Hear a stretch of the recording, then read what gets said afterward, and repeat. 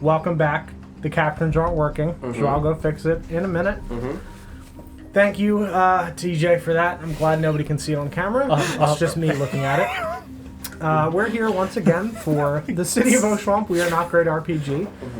We're here to have a great time for some amount of time. We're here for a good time, not a long time. We'll go with that as our slogan.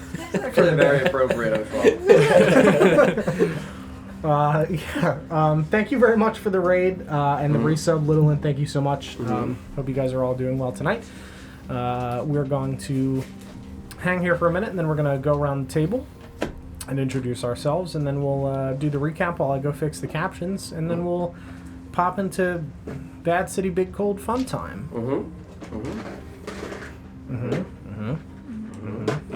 Indeed. Wait, everybody on three. Oh, One, okay. two. What? I am Don, and I play Ether in this campaign. I'm not Lawrence, and I play Lumlo. I'm Paul, and I play Felix. I'm Glenn, and I play Vorst. I'm Sarah, and I play Ritora. And I'm DJ. I play Nesgrim, and I play DJ. You are the same man, and I can count on that in every way. I'm John, the Dungeon Master for the City of Oshuamp. Here to have a grand old day. John, what does that mean? With my friends in the woods. Yup! Yippee! Aren't you guys excited too? Are you gonna appeal to my kinder sensibilities, John? Oh yeah, totally. That's absolutely what it is. I'm not That would gonna be continue implying to that throw you're pretty redheads at you and just wait until you pick one of them. I've been doing the same thing. That would imply that you're sensible from time to time. Yeah, also that. It's fair. Last time, Felix Gray, scion of Fury and Grace. Grace and Fury. What a beautiful name. You're a good man, Felix. Appreciate that very much. We stepped into Dreamtown after Felix tried to utilize his psionic energy, couldn't do it. Melithil told him, dude, just fucking sleep it off, you're way too high. Like, not gonna be able to think a fucking thing, at least until morning. Everybody went to Big Dreamtown. Totally dreams. Not truth. Yeah, Truth Town. We absolutely went to Truth Town. First vision was Ritora and Delawin. Ritora slightly younger, Delawin slightly younger, at least as far as Ritora can recall, over the course of her 20 years assisting Delawin in the Abyss Woods.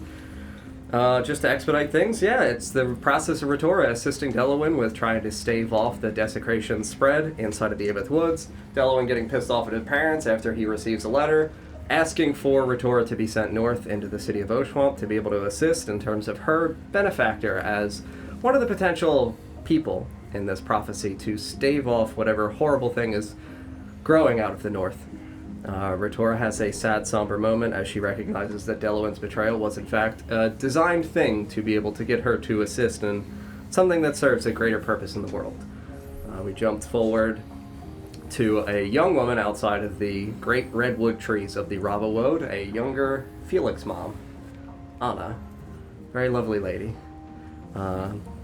bidding farewell to her people at the edge of the Rava Woad, saying that she is to be the voice of their people and is out there to spread the word and to learn things of the world. She leaves, arrives at the city of Ulm, becomes a librarian within a few short years, and then it is the immediacy of falling in love with Felix's father, a good professor at the academy named Michael, who sheepishly offers her coffee in the morning to try to spend time with her. She welcomes him, and several years later, we have beautiful, more humanish baby Felix. More humanish. And the tragic loss of Felix's mother, Anna, as she passes during childbirth, but promises to always stay with Felix and to protect him.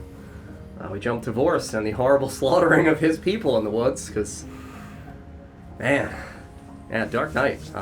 Very dark night indeed.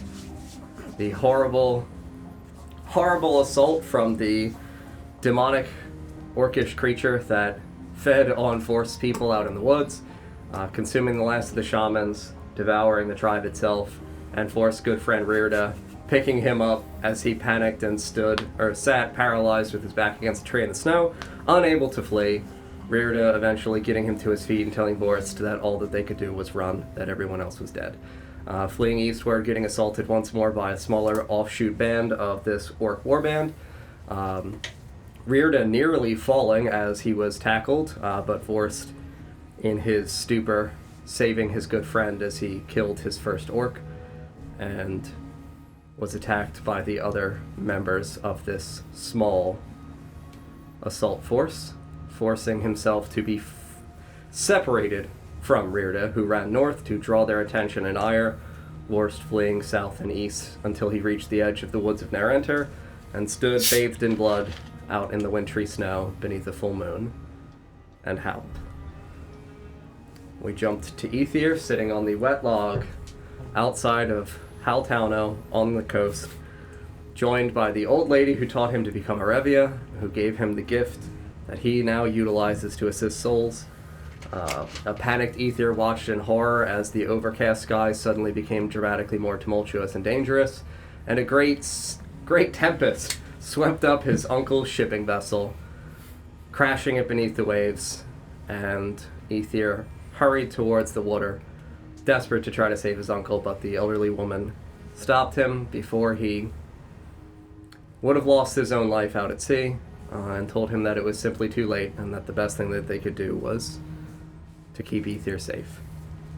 We jumped forward, and Ether, having left Haltauno as an older man, we see the old woman once more at the edge of the rocks, looking out, and a whirlpool suddenly disperses this sunken vessel, raising it from the bottom of the floor of the ocean, and it elevates out, and she stands and gasps in horror. That was a good time. Great time. Love it. Then another jump through time and space over to the Ravawood once more. An enormous, massive redwood tree in the center of a small island of green, beautiful lush grass surrounded by silvery blue pond, and a small raven that flutters down from the branches of the great wood tree, pauses at the edge of this water source, and looks lovingly at it. We see that there is indeed no reflection of this raven in the silvery pond, but it does plunge its beak down into the water, grasping at a silver thread, pulls it up, it severs and breaks. It is summoned and flies over the water, and we watch it land on the back of a hand of an old person who is cradling a baby in its arms. The raven drops the silver thread that is severed onto the face of this small baby. It tickles its nose, the baby laughs, the baby eats the silver thread, and then the old woman announces to the group that this is then to be Yalum Lo. And we hopped over to Melithel and Melisse's vision of a younger memory of Melithel himself, standing at the edge of the Felwood as Ostador and Camilla's crusade arrives to reclaim Oshuamp. However, they find the city sacked, abandoned, and smoldering. They have a brief conversation, wanting to warn the individuals of the dangers of the areas here to the far north, but knowing that these are intruders and that they simply do not belong, and it is not their purpose to intervene in the ways of the world, but instead to serve as vigilant watchers here to not take part in things that are going on. They eventually turn to begin to flee, and a horrific roar is heard as a pillar cracks in the city as Ostador and Camilla approach a great crack in the ground, and the pillar descends for what feels like forever without making a sound. And we hop over to Nesgrim, desperately attempting to visit his father in the infirmary at the Monastery of Acceptance, being denied and rebuked continuously as his father's illness progresses and his health continues to wane. We eventually recognize that there is no option here for Adamus, and the sisters reach out instead to the great cathedral at Oshuamp, pursuing any possible leads for remedies for this very strange disease that has afflicted Adamus. They send a letter to a brother named Leovold, who eventually writes back telling them that if Adamus is to die, that they need to keep his body, do not burn him, but as for now, send us a sample of his blood so we can attempt to develop an appropriate cleansing ritual if we have any opportunity to save this man's life. If not, we can at least try to save his soul. Yeah, Nesgrim fights to try to get in. He is rebuked once more. They collect the sample of blood, give it to a courier. That shit's gone. That's mine now. It's great. And after another time skip, Sisters Anna and Tabitha are seen walking through the lower, darkened halls of the crypt, the catacombs beneath the Monastery of Acceptance, as they eventually reach the tomb of Adamus Christoch and find the lid slid open and no body inside. Oh yeah. Everyone wakes up. We're all fucking freaked out. We have a very awkward breakfast as we sit here with Melithel and Melicy, having no idea whatsoever that shit was about, but really fucked some of us up, because for some of us, those were some very large revelations about things of our past, our present, and indeed our future, and our purpose in life. We asked some additional questions about things nearby. We confirmed the existence of a frost hag. We confirmed the truth that Desiel did indeed visit this frost hag out here as her green hag shape.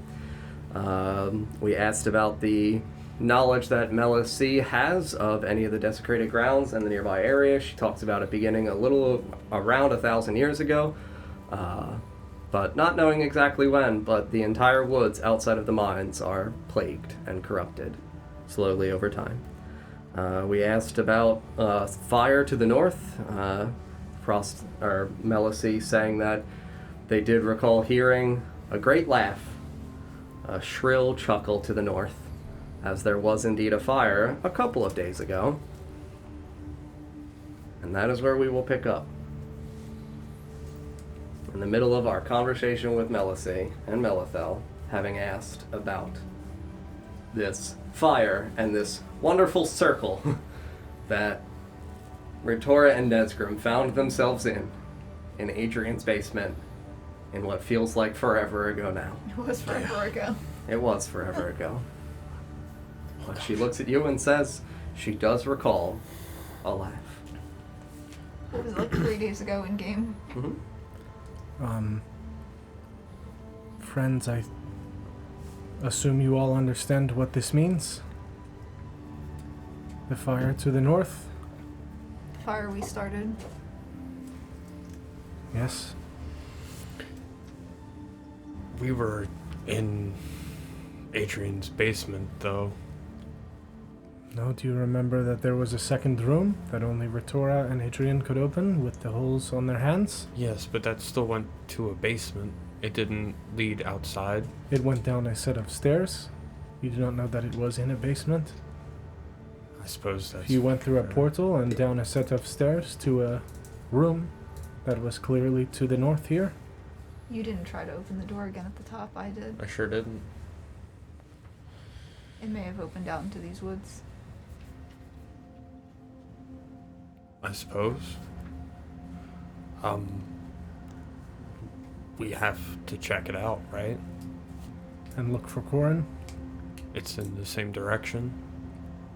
to the north. I almost wonder if that circle is used by the hags themselves. Possibly. I mean, the eye on Adrian's table belonged to a hag, did it not? I think so.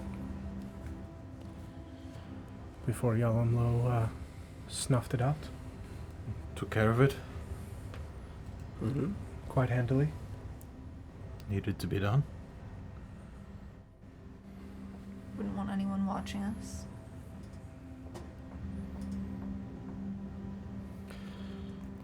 Well, I don't imagine the hags will be pleased to see us after we killed Adrian and then their eye. Possibly just the one. Because we also killed the other hag.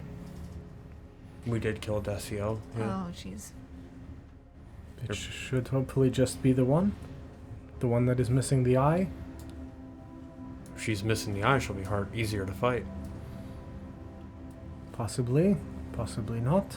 Just go for her one good eye. I have trouble believing that's true. I think we owe Corrin the assistance. And he could be of use out here.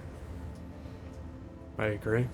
I do not wish to leave him and Maribel alone with a hag.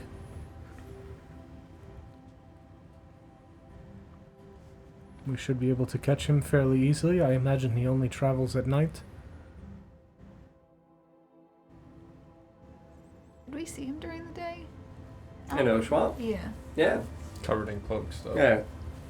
Hood up. I mean, you saw him on overcast days when it was snowing. Mhm. You know that since you have left the city of Oshuamp, it has been very overcast and snowing. I do think we should find him. Him being a healer, I'm sure he'll have, or I hope he'll have some means of helping Ritora. Maybe not curing her, but at least making it manageable. Possibly. I mean, I wouldn't necessarily want to get him dragged into this. We are likely going that way anyway. We already have the gems, which we were heading to the far east. If we are able to ensure Corrin's success, then there will no longer be a need for us to gather herbs for the ailment. True. That At is least true. not go out of our way to do so. That is true. That'll be one less task for us to complete.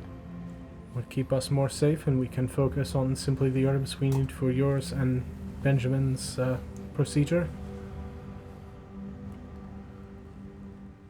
Do you still think you can pick up the scent? If we get close enough, I probably could. I do want to remind you all that we did come out here for a reason, and this is an extra thing, and this you have to be 100% that you want to do this. Otherwise, it's unnecessary risk. This is not the time of year to go on an extra walk if we don't have to. Of course. It is not so far out of the way.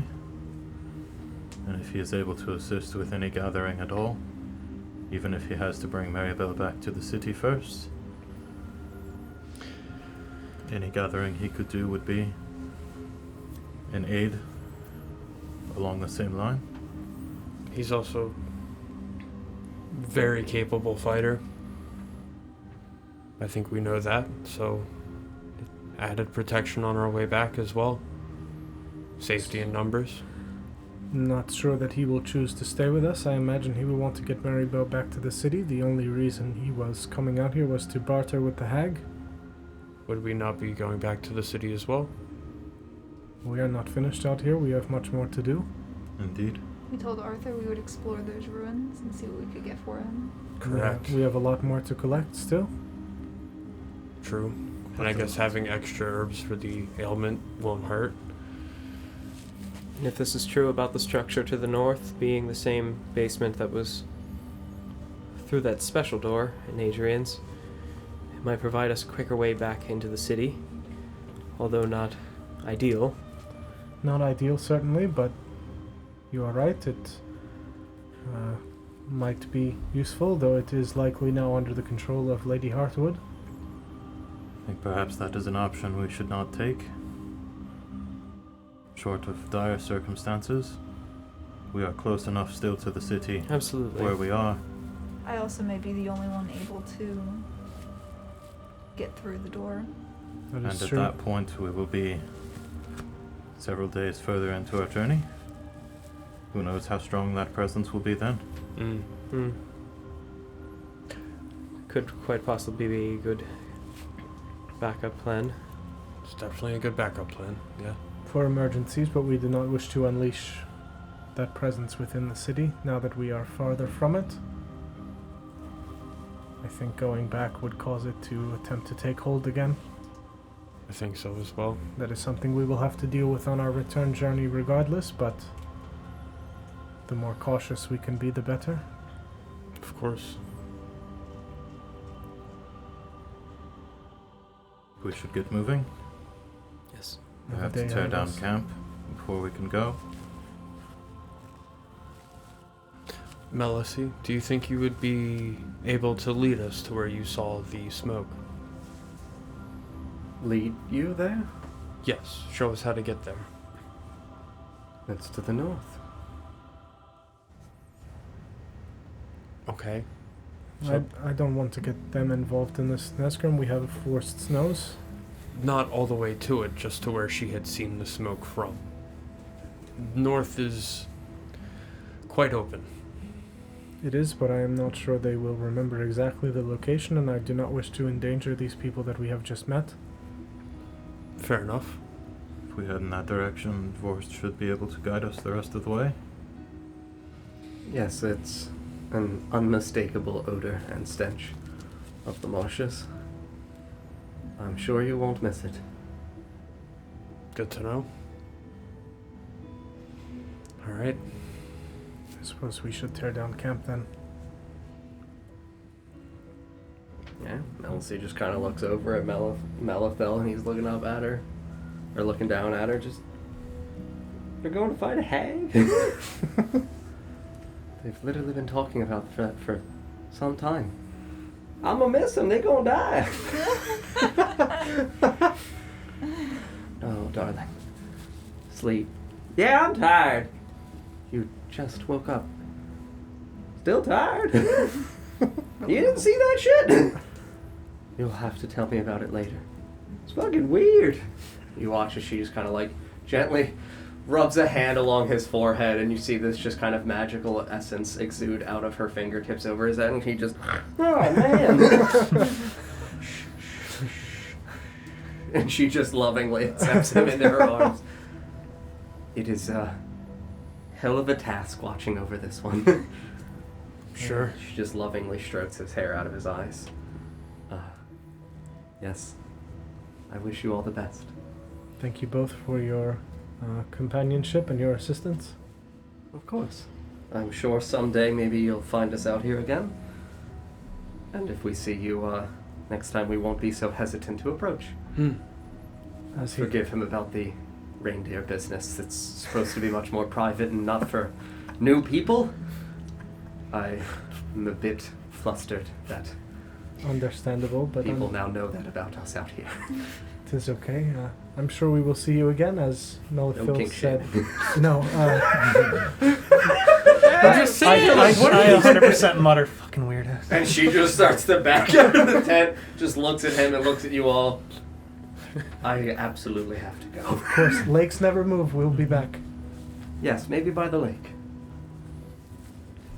Thank you, Thank friends. Of She course. just lumbers out with him and just tosses him into the snow. Just yeets him onto the ground right at her feet, just looks at him and shakes her head. And then you watch as she once more wild shapes into a large Arctic bear, picks him up by his scruff and hurls him onto her back, and begins to clumber out into the snow. I yell out of the tent, "Tell him Fishy says goodbye." The bear just kind of looks back over you and gives that classic Coca-Cola thumbs up. Disappears into the trees. I hunt after them, sword in hand. My nemesis. Cola. That's off brand! I'm a Pepsi man. A Pepsi paladin. There you go. Oh my god. We have to kill you. Yeah, we've given him too Gotta much kill him. power. Yeah, you guys are here in your tent, hanging out. I'm gonna exit the tent and start to take down the other one that no one used. Mm-hmm. Yeah, I'm gonna, Yeah. Very cold. Time well spent. I'm gonna I'm assuming the assist. temperature outside of the tent is much colder than inside the tent. It's a stark difference as you step back out into the breeze. I'm gonna start cleaning up all the cooking stuff and getting everything together to go. We'll start helping break down the tent. Mm-hmm. Yeah. If anybody wants to do anything else besides conclude this tent breakdown, it'll take about, maybe half an hour or so to collect all of your belongings, and I'm imagining you guys are going to have some kind of breakfast, at least in this interim before you begin your journey outwards. I don't know if you guys intend to consume rations or if you had other things that you intend to utilize, but now's the time to eat. I will eat some breakfast. Yeah, I'll eat some rations. I'll also fill my water skin from the lake. Ooh, I will fill mine from the boiled water. Boiled water. Very good. Yep. Right, Same. that's right. I have one. Don, of you can each. drink shit like I'll also You fill have mine. to. Fill mine from one and one. Yeah. I'll ritual cast Purify Food and Drink. Get all the shit out of there. Yeah, 10 whole You minutes. have purified food? He's sitting there, fuck you. Oh, that's Bye-bye, right. germs. We don't Each one ration is 3 days of food, correct? Pot. One ration is 3 meals. It's Yeah. 1 day. That's worth what of I meant. Yes. Sorry. I'm Yeah. gonna mark off a day. Mm-hmm. Yeah, just so this way you have the opportunity to consume food Yeah. throughout the rest of your day. Yeah, I'm gonna say it's very early in the morning. You guys went to sleep pretty early, around 8 a.m. You guys are waking up crack of dawn. It's still overcast.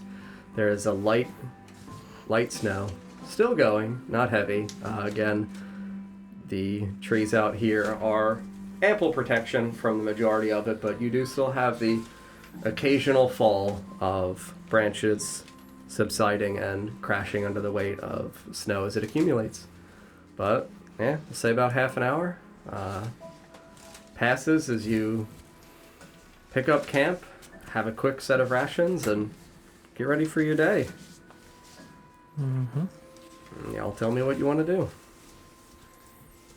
To the north, then.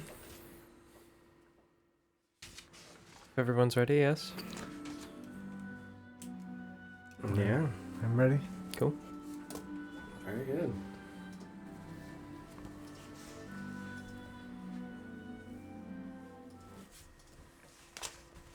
Not that one, this one. And we're still on the lookout for Mm-hmm. herbs. Mm-hmm. Still on the lookout for herbs? Yep. Very good. As we're walking to the end of the clearing before we get into the forest proper, where I have to start looking at stuff, I'm gonna look to Yalim Lo.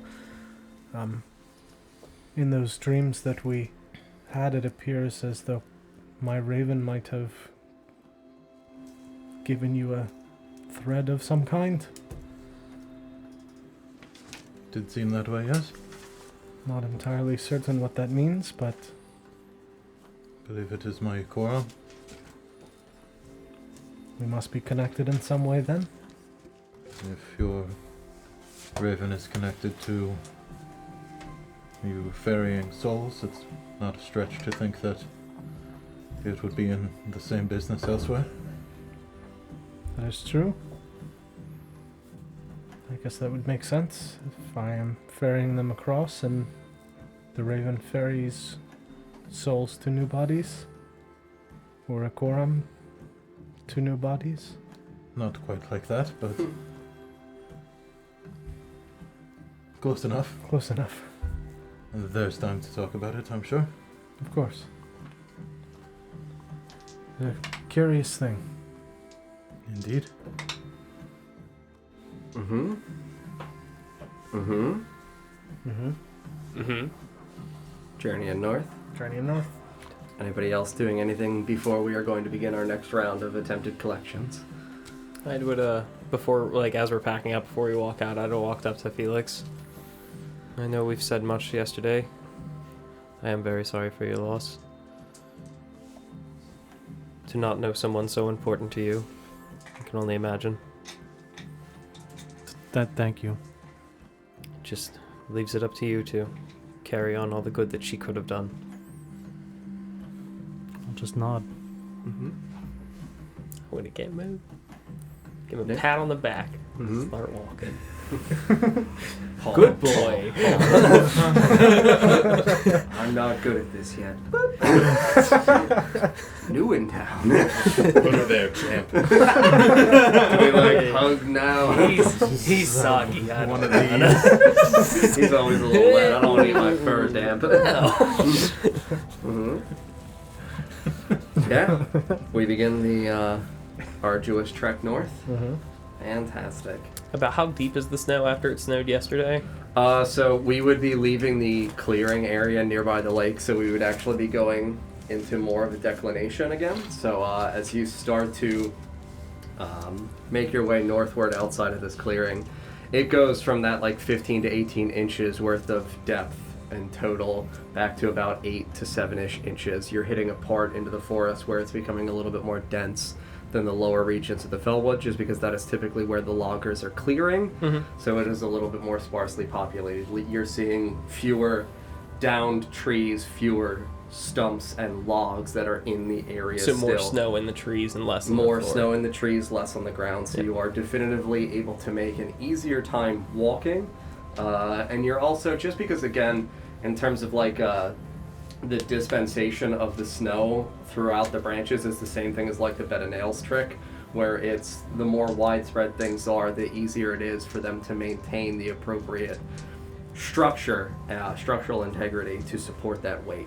So like you're walking through, you're seeing these coniferous trees more easily bearing this weight of the snows above it, and when it does crack through, it's more like it's a pocket that descends like a vacuous tunnel downwards, makes a small ascending hill-shaped like pyramid-esque structure, and then you see that those are pretty common near the trunks of trees. Every several feet, like 15 to 20 feet, you see these small pockets in different areas around in the So snow. that falling stone has a chance to like kind of break up on its way down, as Correct. opposed to just big sheets falling Correct. before. Okay. Yep, yeah, definitely less dangerous out here. Yeah, we continue our trek northward. I'll say that I'll give you guys every hour an opportunity to collect.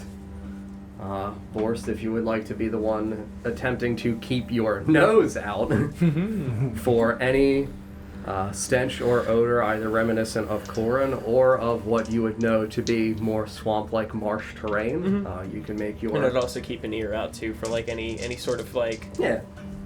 walking Yeah, through the... that's also fine. I would say no to like looking for herbs because that would be too distracting. No. Yeah, but- it would just be like find them, find where we're going, and if something's creeping up on us, I want to be able to... Yeah, point it out Keep to an us ear at out first. for Yeah, it. absolutely. Yeah, you can do the smell first, and then we'll do the hearing next. Cool. Nat 20. Nat 20 on the smell. Yeah, on the smell check. Yeah, I'm gonna tell you outright that you can smell in the distance this already moderately present, lingering sense of stagnant air that you get from sitting water.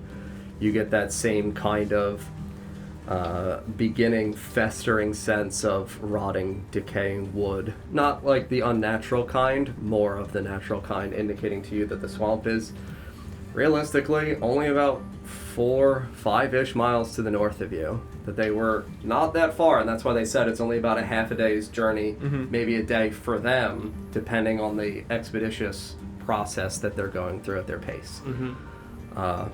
Yeah, you know, it's only about 4.5-5 miles to the north, straight north of you. You can tell that Just also... about 4 hours travel. Correct. You can also tell that it's actually pretty large. In terms of the, like, I mean, I guess your nose cone, as you... It's like a backwards breath weapon. It's... Yeah, as you direct your nose cone inward towards you, you can discern, like, as you're going through these directions, as you're scanning, you can feel that it does feel like it's going to be pretty wide. Can't give you an exact approximation with something It's large like enough that. that I'm getting strong enough whiffs from it being Correct. so far out. Yeah. Correct.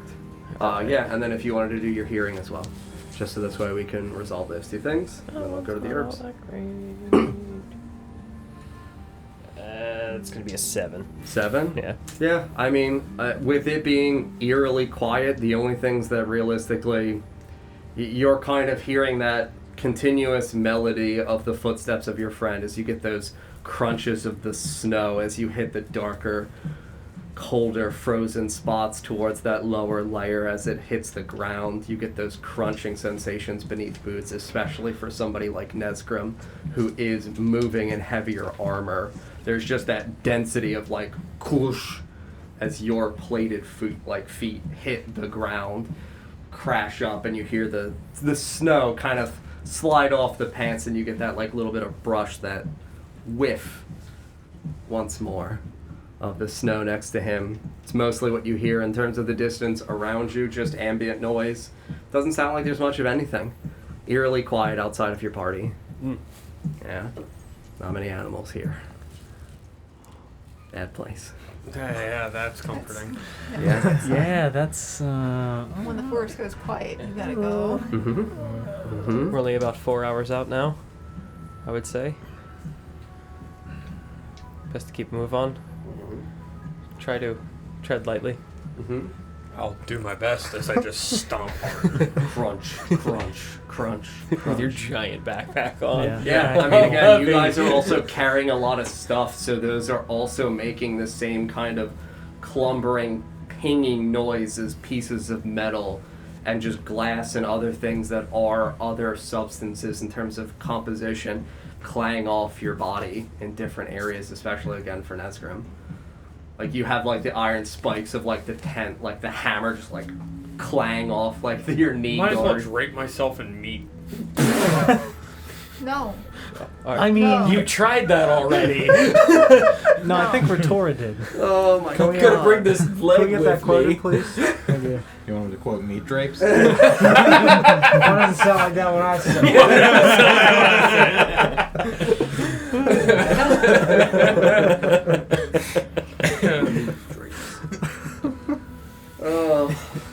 Anybody wants to do herb checks, make fucking herb checks, man. God. Yeah, I don't. I want to look at them trees. That's fine. Yeah, go right ahead. Is this nature? For looking for them, no, it's still Investigation. active perception. Perception. Yeah. Good. Come You're on. wisdom people, man. I'm trying to be kind. 12. Yeah, Which is that? 16. Natural 20. Very good. Very good. 12. 12. Yeah. Oh. You're looking at trees, Paul? I'm looking at trees. Are you looking for anything in particular at the trees, or are you still trying to just observe them for their natural qualities? Their qualities and animal life. Animal life as well? Okay. So it's 14. For you, it can be investigation because you're taking more time, I would say, to like pause at an individual tree that for some reason to you might look as though there is some sense of potential purpose. You're not just gonna like, you're not the kind of guy that's just gonna walk, look at every tree very quickly. You're going to approach a tree. It's still 14. Fuck. Tried. Okay, so we'll resolve herbs first, just because we have nat 20. So in terms of the presence of things in this area, you're going to notice that it feels definitively more sparse. And sparse not in the way in which you would associate it with it's been cleared out here intentionally. Sparse as though it feels as if vegetation almost has halted. Not like you've hit a definitive line where you're like, you take that strange step and you look and you realize there's nothing in your peripheral. But you notice that you pass a small tree and even like the ferns and other foliage that were growing out like these weeds that you've seen at previous trees, especially as a logger towards the south, you notice that they're no longer present. It feels as though this ground here beneath, for Yalumlo, it would feel almost as though it is an area of the forest that is so untamed that it regulates itself in a very unnatural way in terms of whatever survives here must be quite hardy and feeds on whatever does attempt to make it up out of the ground, whatever roots do make it. I will say that in the area, though, you spot, just because they have been pointed out to you, you spot 3 small areas in which mallow is growing. If you would like to point them out to your good pal. Yeah, I'd point them out to you there.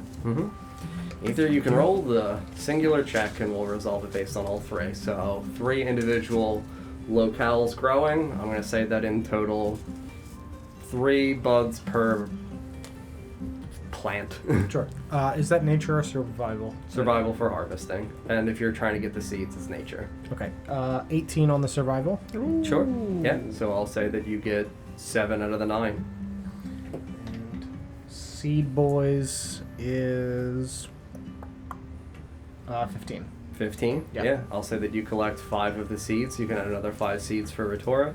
And the 7 flowers will say that because there's a little bit less of the heightened snow here, you're able to kind of push aside, get down to this safety at the base of this trunk, kind of like at an awkward decline behind one of these tiny snow pyramids that grows. I'll say that you're able to get 3/4 of an ounce Nice. of mallow. Yeah, we'll say that that is through the course of this first hour of journey. We hit our second hour of journey. Does anyone want to do anything during that additional time within that first hour of journey? The scouring and scouting for herbs is going to occupy the majority of your time, but I don't know whether or not anybody is doing anything else with spells, equipment, or conversation. Those are effectively the things that I'm trying to give you guys a genuine grace period to accomplish. So in terms of the trees? Oh, sorry, thank you. 14 you said, correct? Yeah. 14. These feel very comparable still to the trees that you have been introduced to on the southern portions of the Fellwood.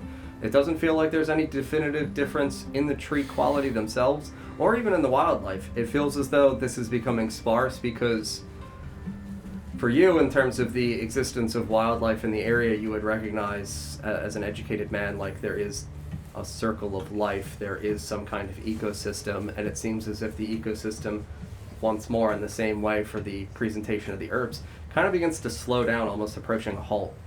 You no longer notice any of these kind of like burrowed out holes in which you would know owls or other avian life forms would be living and holing up inside of these trees for shelter and safety. You see them more sparsely in the trunks of trees. You see fewer nests for birds as you kind of like peek and peer through some branches. You hear fewer noises in general. All right. And you don't see any like droppings or anything like that of deer or other, quadrupedal animals in the area. And we're only an hour out from where we were at camp. An hour out from the lake, yeah. Okay. Like, I'll say that it was a gradual decline through the course of that hour. Okay. While we're walking, I know meditation isn't a thing that, like, is a class feature for me. But I would be doing, like, walking meditation. Sure. Like, just actively thinking while walking about, like, what happened in the vision and what I know of my origin. You're allowed to say things to other people if you would like. If you want to just contemplate it, you can just contemplate it. You tell me what you want to do. That's the plan. I'm just going to walk and think. Very good. You guys actively see Nesgrim like...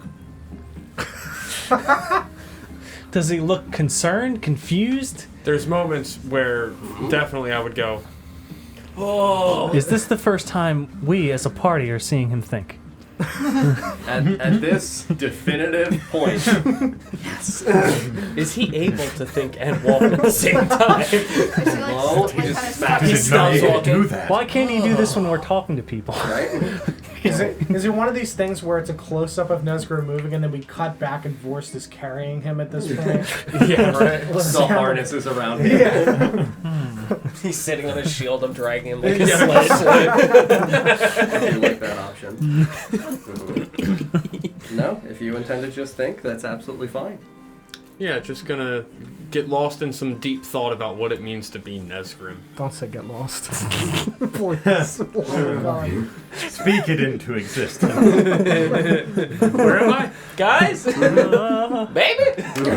Why is it all swampy? Yeah. Oh, God. Hello, miss. Can you help me find my friends? Hello? You look cold.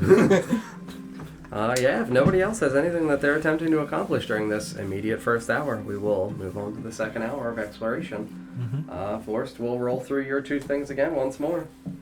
The onset in terms of being our scout. Smell Ooh, okay. Snip, yeah, snip. that's going to be 21. first. 21? Yeah. So, I mean, you smell that with the rate at which you're progressing, you guys are able to continuously go with your snowshoes about a mile an hour, especially with the time pausing to be able to collect and keep your eyes out. You're going at a slower pace than typical. Yeah, you smell that you're about 3 miles out of the onset of this swamp. With a 21, I'll tell you that you smell the beginnings of a familiar odor that you do know definitively is your good friend Corrin towards the north. I'll tell you that you're not able to discern, obviously, at distance, and I will say that depending on what you hear, we'll go from there in terms of where Corrin is in relation to how far away from you guys. So if you would like to do your hearing as well. That's going to be a 10 for the 10 on the hearing? Yeah, you don't really hear anything. He's too loud. Yeah. Nesgrim's a very loud man, especially with this thinking. You just hear a lot of, oh no. Wait, I think I got it. No. Hunter White. Me no cry. Me no cry. I could cry in another basement. Yeah, again, once more, you hear the eerie silence of nature around you. Very palpable. It's very intentionally unnerving, this sense of silence outside of the movement of your friends in the immediate proximity around you. So I can smell Corrin, I know he's around. You know I just he's can't around. You pinpoint definitively, where. again, it feels like he is the one standout piece, again, in that nose cone to the north. That you're like... The sniffoscope? Corrin. Smelloscope, that's what it was. The smelloscope. Smelloscope, yeah. Good news, everyone. Yeah. If we want to do another round of herbs and other things like that, though, friends, that is an option here, still on the way. I will assist with herbs. Herbs this time? Absolutely. 13. Perception. Natural 20. Natural My 20, God. yeah. Very good. What a beast. 13. 13. The luckiest number. 10. Very good. Yeah, we'll go once more with the natural 20 in terms of just the overall gatherings. I will say that in this area, again, you can see that there is even more sparsely populated herbs and plant life here in this area, and I'm going to say that there's only 2 clumps of Bowen's flower. If you would like to, once more, point them out for Ether. It's over there. Your eyes are very good today. Got the goggles on. Is it like an inventor with the real big goggles? I can like see everything. It's like the shades that dads Yeah. have for their glasses. Like- Dad shades. Flip them up. I'm just picturing it from like It's the goggles. from the Goofy movie where he's got the real big glasses on. They're clips. You know, they're clips. They're like backwards telescopes on your Survival eyes. for the first. Yes. 17 Yep. survival I see. and 14 on the nature. Okay. I'll say that you collect 2 seeds of Bowen's flower, and I'll say that you get another 1/4 of an ounce of Bowen's flower. It's a little bit more sparse out here. You said 2. 2 seeds, 1/4 of an ounce. Bowen's leaf or Bowen's flower? Bowen's flower. Okay. Why did I spell flower like flower? Are those, It's been a long weekend. Is it better than I knew exactly what you meant?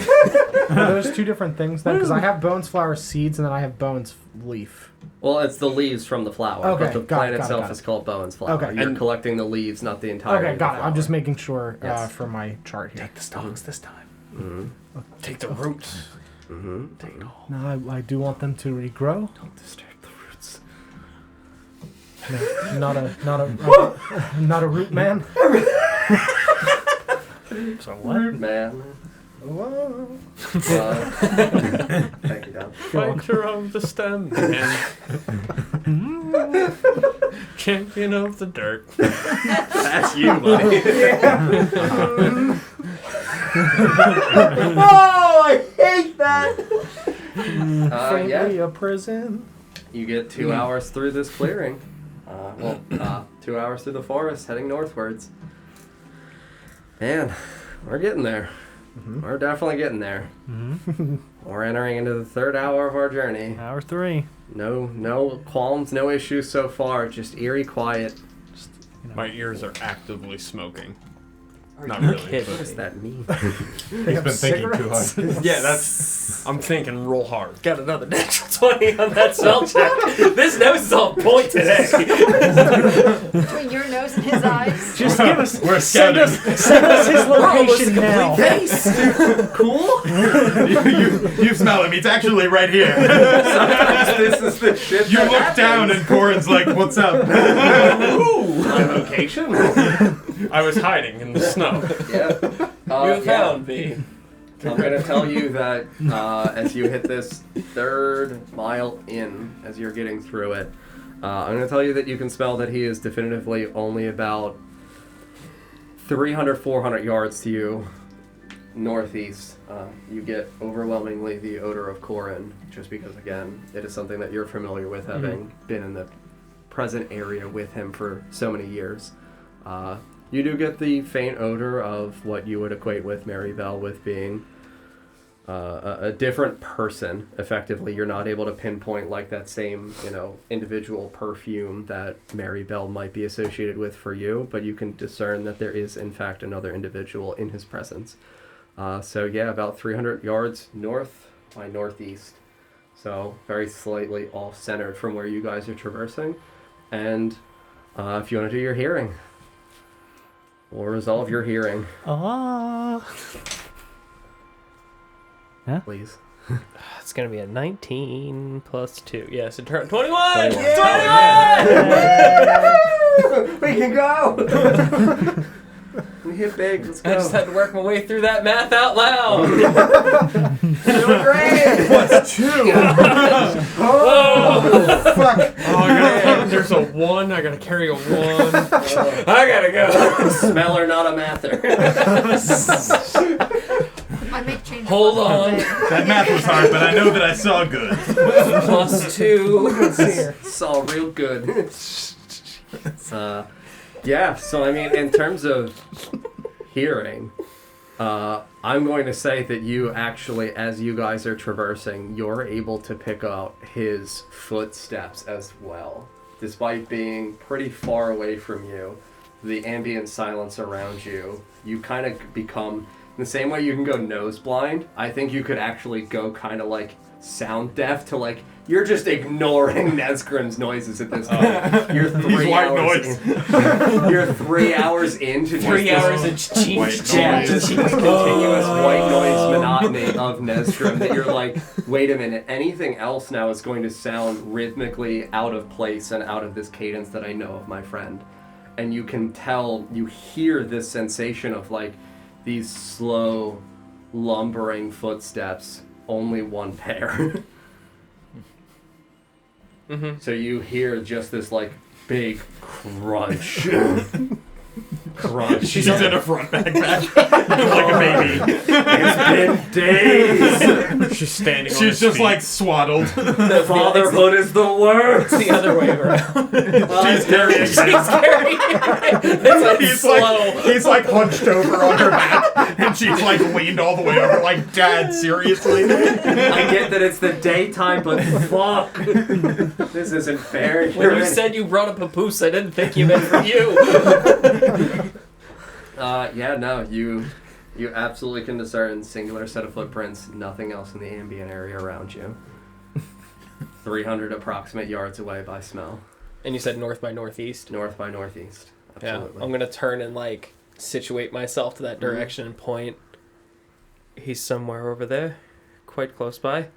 Well, let's go then. That's good news. What an amazing scouting guy. Thumbs up. Just It's like advantage to smells great. yeah, it really is. He's there. Is it like the nose pointing, Yeah. tail stick straight out? Ears are straight Is this back. at the tail end of the 3rd hour, heading into the 4th hour? Yeah, you guys are that still he going to have the picks up? opportunity for the herbs. So if you want to do one more resolution for herbs, I will Since say that that's apparently I don't need to roll, I'll do trees. trees and- again. Mhm. Yeah, absolutely. For observation of nature and wildlife in this area. Ooh, 23. 23, cool, 21. It's a good thing you got a 21. 18. I only got 13 that time. 13. DJ, you still meditating? Mm-hmm. Very good. Mm-hmm. Okay. You're not gonna stay the eyes of this group forever. Sure. We'll resolve the tree first. Mm-hmm. Simply because, There's nothing. well, there's,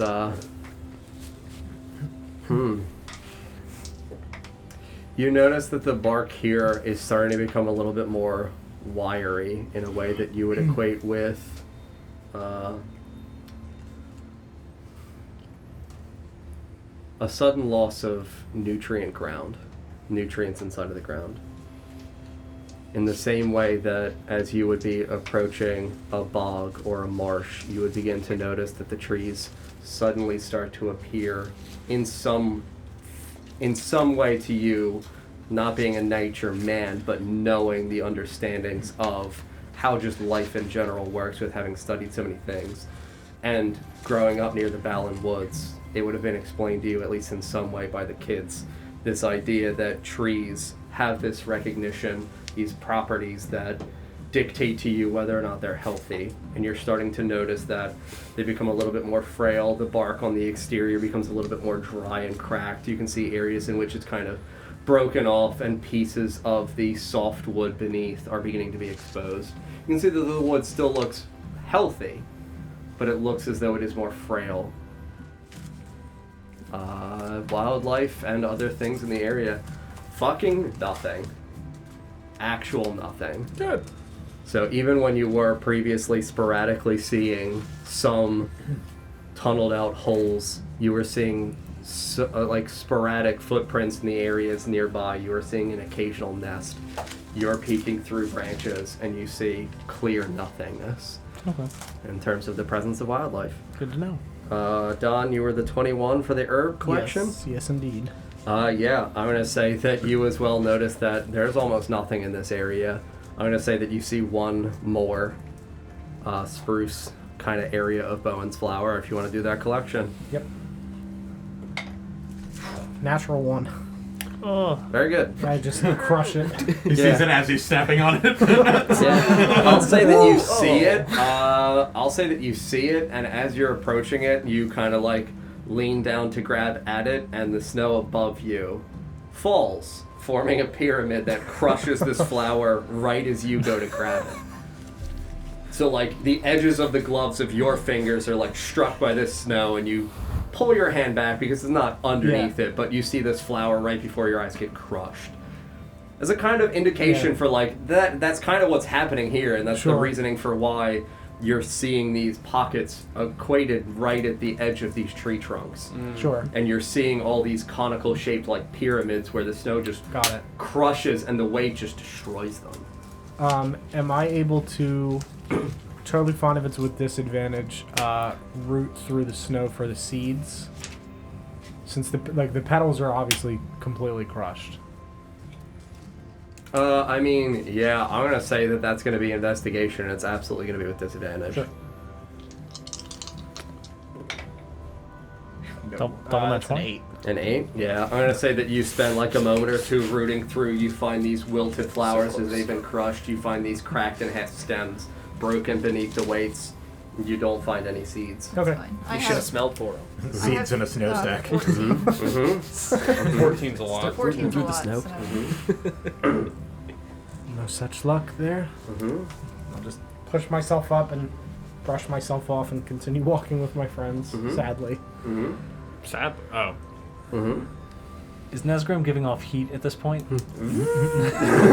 Steam's coming out of his ears. I will say, Nesgrim's face, my face would definitely be more Twisted. Yeah, we'll say twisted and like not concentrated, but dedicated. Okay. Like serious-ish. Constipated. Yes. It's definitely that. Okay. I didn't know it was gonna be like this out here. Fish stew. These rations are binding me up. More fiber. I've been eating hardtack for a week. Before I do stand, I am gonna just like close my eyes for a second and just kind of say like a small prayer type thing for the for this crushed flower. Like very briefly, just you know, its life was snuffed out before I was able to do anything with it, and it won't return. So, and then I'll stand. Works for me.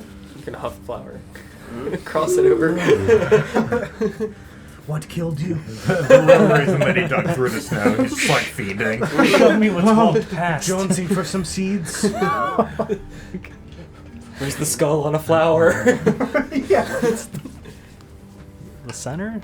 Yeah, I guess it would be the center. Yeah. It has no bones. It's a flower, guys. Come on. Right. Not yet.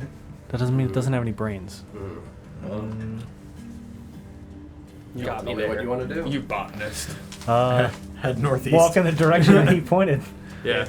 Can anyone send a message? I don't want to startle him. I think it's best. Yeah, I agree. I think it's best we not frighten a man in dangerous snows. I don't think we're any fear of sneaking up on him. They just stare at you. Crunch. Fair. Crunch. I'm sure he'll notice as we get close. He might already know we're here. Perhaps. Hey guys. He's behind us. I can... See a pair of eyes open in the snow beneath you. I mean, when we get within 30 feet... Rambo. And when we get within eyesight. Yeah. 30 feet's not that far. No, I know. Just wave at it. Hello. 6 cloaked figures approach. from 30 feet away. If you can't see us, we're over here. Hello. Hello, Corrin. I didn't want to scare you.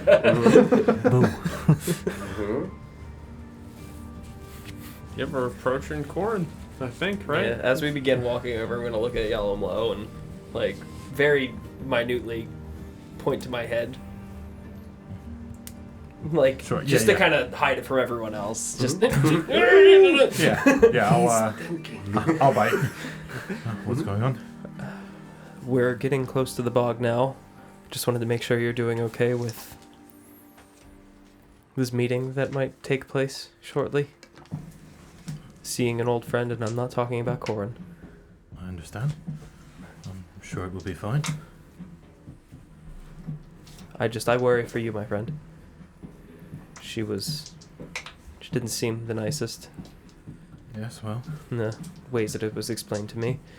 So, that's a fair evaluation. I think perhaps it will be good to see what's there. I think you're right. And then I want to keep walking. Mm-hmm. Very good. He's a good boy. Just running with my nose on the ground at this moment. The deep inhale. In the sinuses. He didn't rip like that last night. Yeah, right? Brain freeze. Saving my lung capacity for smelling the snow. I'm going to say that you guys continue your... Would you guys continue to go at the pace that you're at, or would you guys begin to pick up pace to try to catch him? I mean, if we kept pace and he was about... I mean, we've obviously been gaining on him. Mm-hmm. Correct. How long would we think if he's saying, like, 300, 400 yards?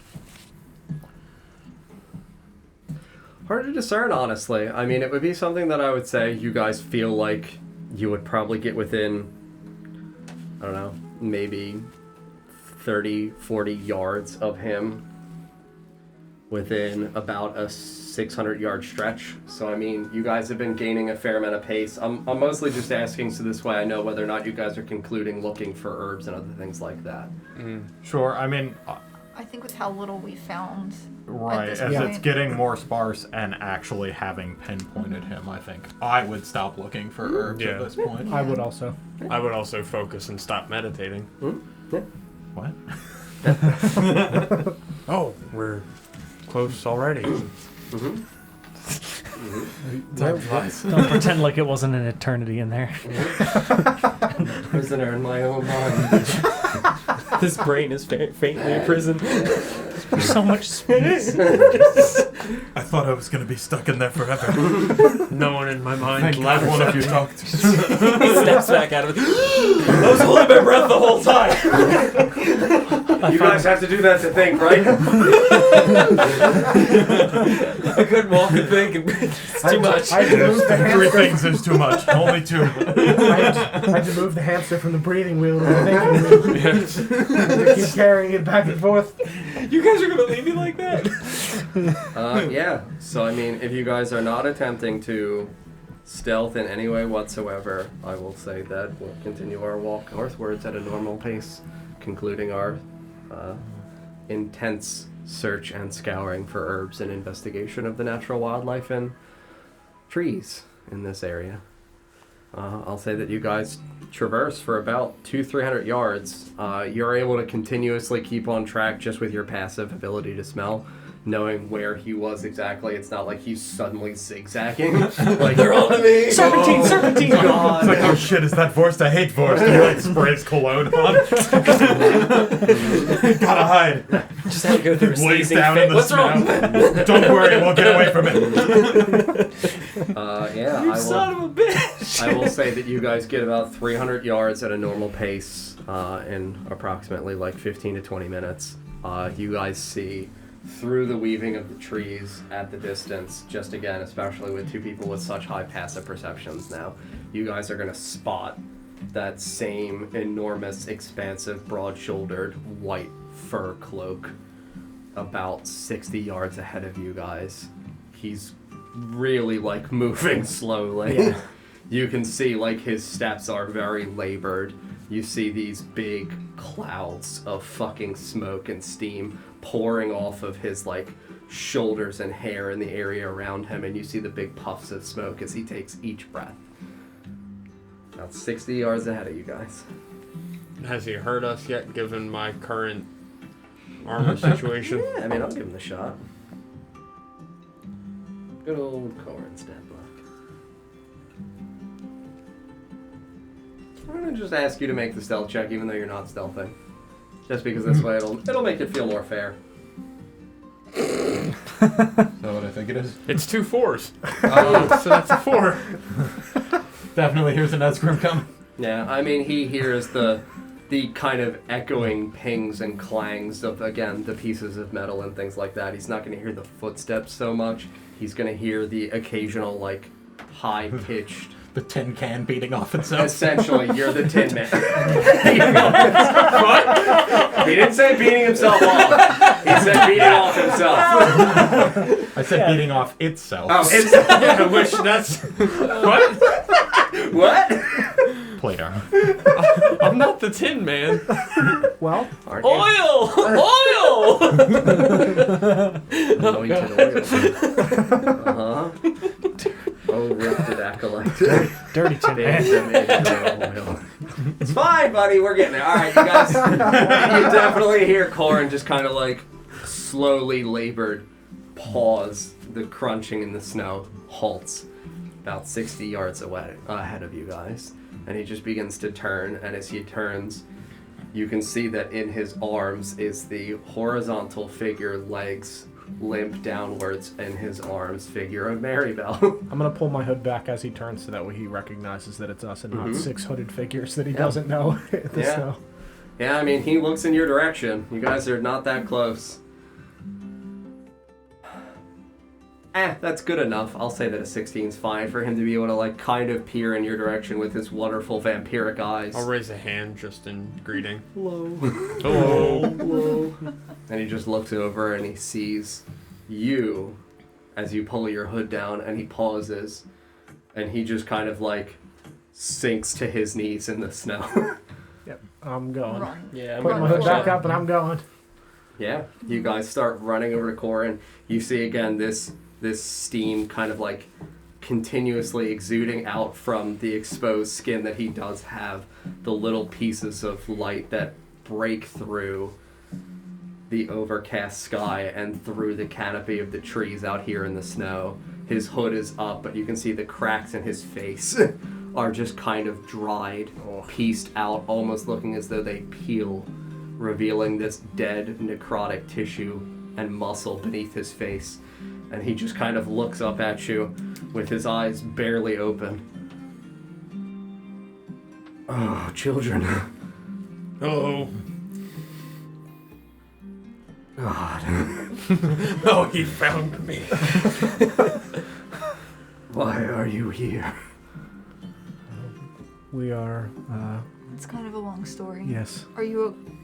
Can I help you in some way? Can you blot out the sun? I can sure try. We can Can you? if you'd like to. I got real worried there for a second. I was like, I'm gonna hold my arms out to like offer to hold Maribel to save his strength, because he obviously looks like he's fighting with it. Yeah, he is just kind of gingerly, slowly holding his arms out towards you, barely able to move much more from his chest. Thank you. I have my my cloak.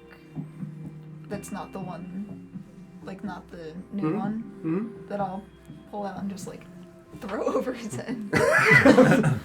Precious darkness. Hello, darkness, my old friend. Is that Corrin or John? Corrin. Yes. It's absolutely Corrin. You just see his face and like his mouth just as he inhales, just like suctions in. So you said he was steaming? Yes. I'm going to remove my glove and put it near where he's steaming. Sure, so he's steaming out of like the areas on his neck. You can see that there are pieces on his shoulder, so he is mostly covered by the exterior of this cloak. There are pieces in which you can tell that the cloak is kind of tattered, especially in the areas in which he was struck in the fight with the monks. You can see that there are these small, like, punctured cracks and chipped away pieces of his armor beneath his cloak. You see that there are these thin, very little depth, like the width of paper, pieces of steam kind of exuding out. You place your hand over it. I'm going to say that it's going to feel, in terms of the radiating, light exuding off of a vampire kind of agonizing in the sun, I'll say it'll feel warm. Feel warm? Yeah. Okay. I guess I'll kneel down in front of him and remove my hood. Fishboy's here. I'm going to touch his face. Yeah, I mean, it's Where covered by his cloak. His cloak? Well, it's sheathed through the cloak over his face. Yeah, but I'll put my hand under then. Yeah, so you kind of like peel. Oh. Oh, this is such a weird, intimate scene out of my eyes. With a man you've never met. Take his daughter, cover him up, and then just pat him down. Oh. Kiss him. I'm gonna also touch his shoulder and cast guidance as well. Sure. Yeah, you feel against his skin, against your palm, this overwhelming chill, this sensation, effectively like the same feeling that you get when your skin contacts cold snow. Cold snow. That like chill that radiates through your fingertips into your palm, that like nerve sensation that floods up your arm as he feels like ice to you. And he just kind of sighs as your hand contacts his skin, and you hear this, "Ugh, that feels good, thank you." I'll look to the other. This is him? Yes. Indeed. Yes. Are you hot or cold? I'm so hot. All right, I'll give him environmental adaptation. As an action, your creature you touch ignores the effects of extreme heat or cold, and I'll make him ignore heat. Very good. Burnout 3. All right, you're good. Yeah. You just kind of bathe him in It this. lasts for an hour. I'm sorry? It lasts for an hour. An hour? Cool. Yeah, you just kind of bathe him out around his neck. You see this exude down underneath the collar area of his clothing, going down over the skin, and he just kind of again breathes this heavy sigh. What did you just do? It'll help for a while. Thank you, friend. And you watch as he just kind of reaches up and just pulls this cloak up and over his face, back over his hair, and just kind of down over his shoulders. Interesting. Never felt magic like that. Looks like maybe you should have brought a new cloak. Yes, I left in a rush, you could say. Indeed. Didn't really think about the injuries from the monks. Are you still injured? No, I'm fine now. Good. Good. I was literally going to take mending, and I was like, I'm not gonna need that. It's so good. Got her again. I talked My about burning mending you alive bones. last week with mending. I'm gonna pull out my healer's kit. Are you sure there's nothing that I can assist you with? If you are injured in any way, I can try to help you. No, your magic will not again assist me, and just kind of gestures up and looks. The warmth shaking his fist at the sun. I hate you. My mortal nemesis, enemy. the sun. Cursed son. Again, John or Corrin. Both. Insert that Simpsons newspaper article. Old man yells at the sun. Sometimes you just gotta. Do you know how Gotta be close we are? To the hag. Indeed. The swamp is near. Not far now. Don't suppose you'd mind if we joined you? Is that why you're all here? That's why we are here in particular. We were in the woods on a different bit of business, unfortunately. But, fortunately for you, we are in the same part of the woods at this moment. We want to help. It would be far too dangerous for you. Hags are no joke. Well, we have you as well. To be fair, we took out one. Yes, it wouldn't be the first time. I know. Desiel and all. And I think that we've found a fair bit more danger since the last time we met. Unfortunately, as I said. Ritora probably more than any of us. And he just kind of looks over at you. Just kind of like reaches a hand out. Are you all right, child? Fuck. He just kind of like puts his head in his hands. Fatherhood is the fucking worst.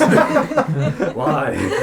Dad? It's been like 3 days. And Just adopted all constant these agony. Problem after problem. I'm not mad. You're, just you're welcome. Is Maribel okay?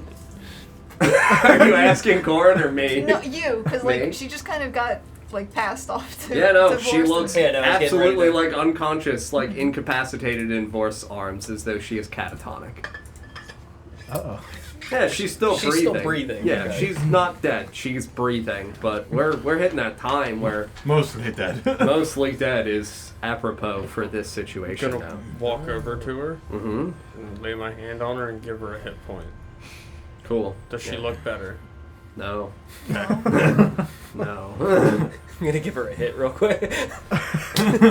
Wake up! he just It he just doesn't kind of hurt. looks over at you. Friend, remember, I am also. If that was a thing, I would have done that days ago. I wasn't sure the last time you had a chance to rest. Yes, it has been not an easy journey. Is this a byproduct of whatever else is going on with her? I believe so. I've been putting her to sleep. Then we should hurry. Yes? The Yes. sooner the better. Yes. What is the plan when we get to the hags? What I- did you have planned? I intended to offer my soul in exchange for Maribel's life. I fear I am not able to defeat a hag. And I do not know if we, even as a group, are able to defeat a hag. Would defeating the hag solve the problem, do you think? I have no idea. But I do not know of any magic that would cleanse Maribel. We have. I'll let Ritora explain. That's in a sense why we're here.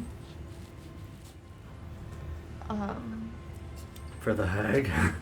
No, not for the hag. For to collect materials for a cleansing ritual. For Yes. what is it? Oh boy, A brand know- of sorts. She is cursed. that's a That is good way to put it. She's actually cursed. Cursed by what? You know Adrian, right? Yes. Not anymore, you don't. New Adrian. Do you know his basement?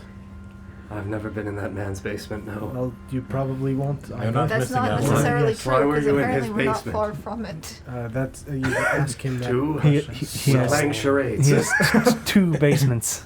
One of them A is. man with 2 basements does not seem trustworthy. 2 words. Basement and basement. Let me from the beginning. I'll help you.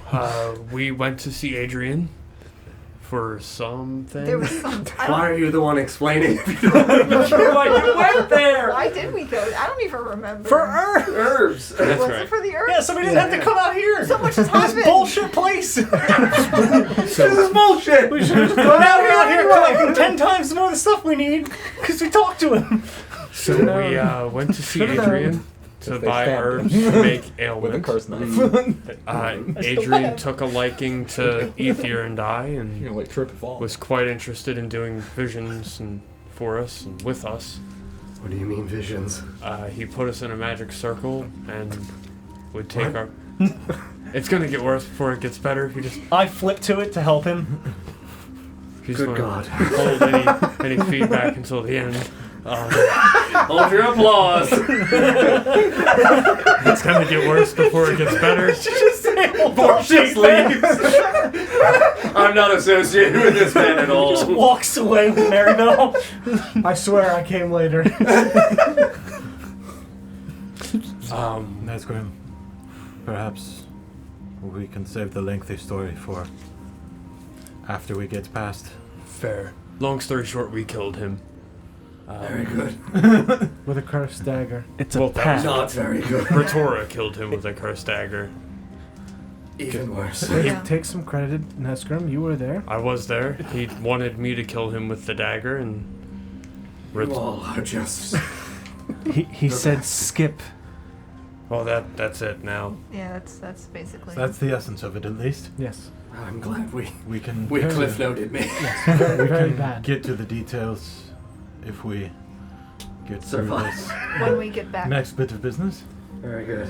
He also did have a hag eye in his shop, likely belonging to the hag you are going to see, so she most certainly hates us. So we're going to assist you in killing her to help Maribel. Fantastic. She's going to be pissed one way or the other. And as you said, you're not... I don't know if she would take your soul and if it would even cleanse her, but we will help you fight her. If it comes to that. Understood? I'm sorry to once more risk your lives, friends. We owe you a life. Indeed. And Feeling better. much. Good. I'm able to drink water and not choke again. He is thirstier in other ways. True. Indeed. It's all the crying he's been doing. Indeed. Indeed. Oh, yes, I'm also the white bone. What does that mean? Again, long story. Skipping. Nesgrim. Skipping. Yep. Is he still on his knees? Yeah. I'm gonna help him up. Yeah. He just kind of places a very heavy hand. Yep. Strength advantage on strength checks. Yeah, go ahead. Please don't crush me. He's a very big man with a lot of heavy things. All right, that's a 16 on the Yeah. -2. Yeah, we're good. You're just like, you kind of struggle underneath the immediacy of the weight. You concentrate, you shift your adaptive focus. Or were you already on it? I was not on it. You weren't on it? Yeah. You shift your adaptive focus and you just like slowly utilize your leverage and your telekinetic energy to support his legs from the back, and he stands and rises. As I'm pulling him up, I'll say the slums need their healer back. Yes, I'm afraid that it was not something I wished to have to do. Yes, the guild could use your help still with the ailment. Yes, there are still a lot of sick people in the city. It's also part of the reason we've come out, is to retrieve herbs for the ailment. Interesting. We did gather some seeds as well from some of the plants to perhaps see if we can plant them within the city somewhere. Well, that's good. If we make it through this with your soul, then perhaps you could take some of these things back to the city. I would be happy to help. I'm sure that Maribel would appreciate having her father around. Would be I a would shame to have her soul saved only to lose what she has found? Yes. I would hope. Yeah, he just kind of looks over at all of you and just kind of gives like a solemn nod and just turns and begins to walk once more through the snow to the north. Nope. Nobody has like a needle and thread, right? Just stitch it back together as you're going. Your cloak! We've got to wait! Oh, this That's is... not It might going get to- ripped up in a fight, but How long does your thing last? An hour. An hour. Yeah, no, it's got to be taken care of before that hour runs out. Well, I can't mean, fix it. Well, that's it'll why I'm it'll asking- last long enough probably to get us the rest of the way into this swamp. Can worry about the journey back afterwards. Yeah, I'll say that you guys going at a normal pace, you know that a mile would only take you about 30 minutes. Like, you have the snowshoes, you're not in an area in which the heaviness of the snow is really affecting it, and it is also a very small piece of the sky that is breaking through, and is overcast. Okay. We do have someone who can check the weather. I will. Is she threatening to stab me? With this goddamn dagger. I cast stab. Fine. You want to make more holes? Sure. Mm-hmm. Do it. Test it. Draw. Do it. Execute order weather.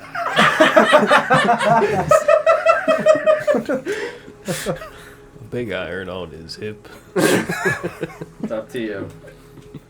Offer, not a requisite.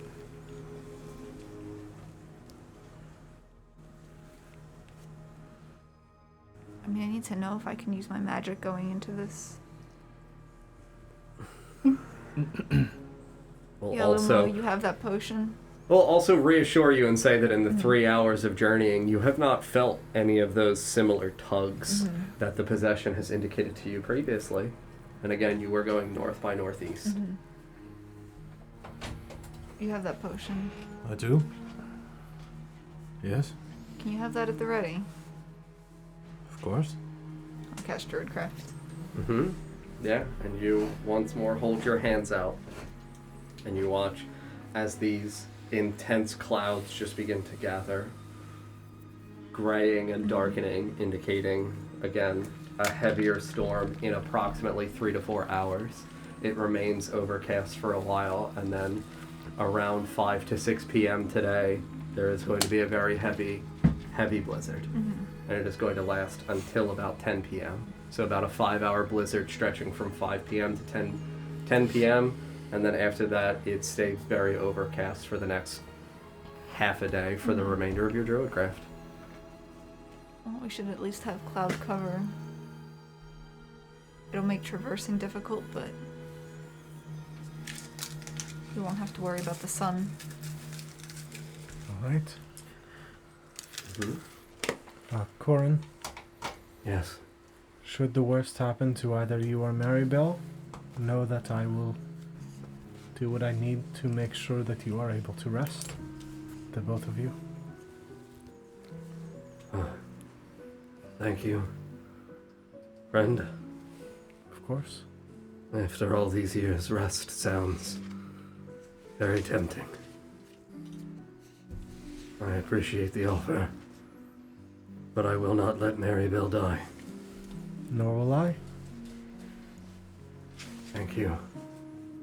As I'm holding Maribel, I'm gonna like drop to a knee so that way I can kind of like hold her with my one arm and then like brace the rest of her with my knee that's up and like check her face and everything. I'm assuming she's probably really pale from being cold and malnourished. She's very bundled up, but yes, you can feel in your arms. It wasn't like Corrin was struggling for the weight for her. She's 13, she maybe weighs, especially with being pretty emaciated at this point, she's about like 110, 120-ish pounds. Like, she's mostly fully grown, so she's hitting that more adult weight of like that 13-ish year old girl. So, I mean, it's not like Corrin was struggling for the weight. Corrin was struggling mostly because of the difficulties for him with the sun. Yeah. But you can feel that she's frail, very pale, very cold to the touch, despite being very bundled up. You can feel that her heaviness in your arms is not really very difficult for you to bear as a strong man. Yeah. You just continually see these sighs and slow breathings. Yeah, I'm gonna stand back up with her. I just wanted to like give her a good check over and make sure there's nothing actively horrifying. Yeah, happening. Absolutely. Continue northward. Yeah, we go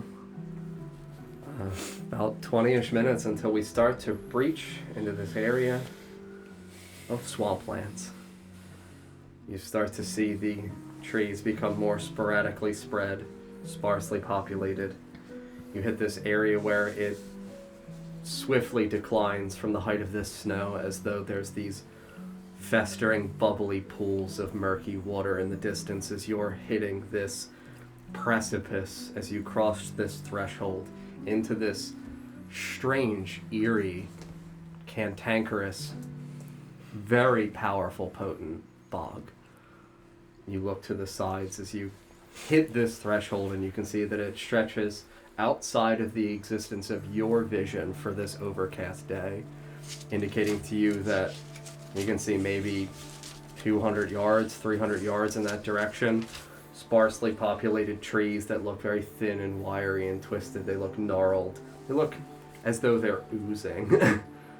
Not with like a wetness, a dampness from this snow. And you can see that as the snow falls around in this area, there are these pockets of almost popping pustule-like essences that burst out of these puddles that acidically melt the snow before it ever touches the ground, as though the area in which you are standing fights back against the existence of the weather nearby.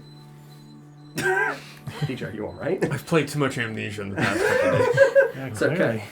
Just the air, the Yeah, humidifier. just a sudden beeping. Just, But these puddles of murky, decrepit-looking, decrepit branch-filled puddles in the areas around you look as though they're occupying these, again, not intricately crafted patterns. They look as though they are these strange, amorphous, irregularly shaped circles that stain and mire the bog here.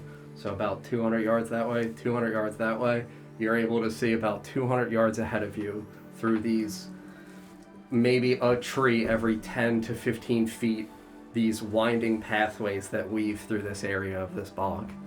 You can tell that the pathways are about typically 7-ish feet wide. I'm going to say that they're typically single file to weave through these terribly murky puddles. Again, that you can see pop with this strange sense of cantankerous acidity, harsh sulfur that just melts the snow before it ever touches the ground. I'm gonna use Divine Sense. Sure. 60 feet. I'll double check it to be safe, but Celestial, Fiend, Undead. 60 feet. Yep. Not behind total cover. You sense Corrin.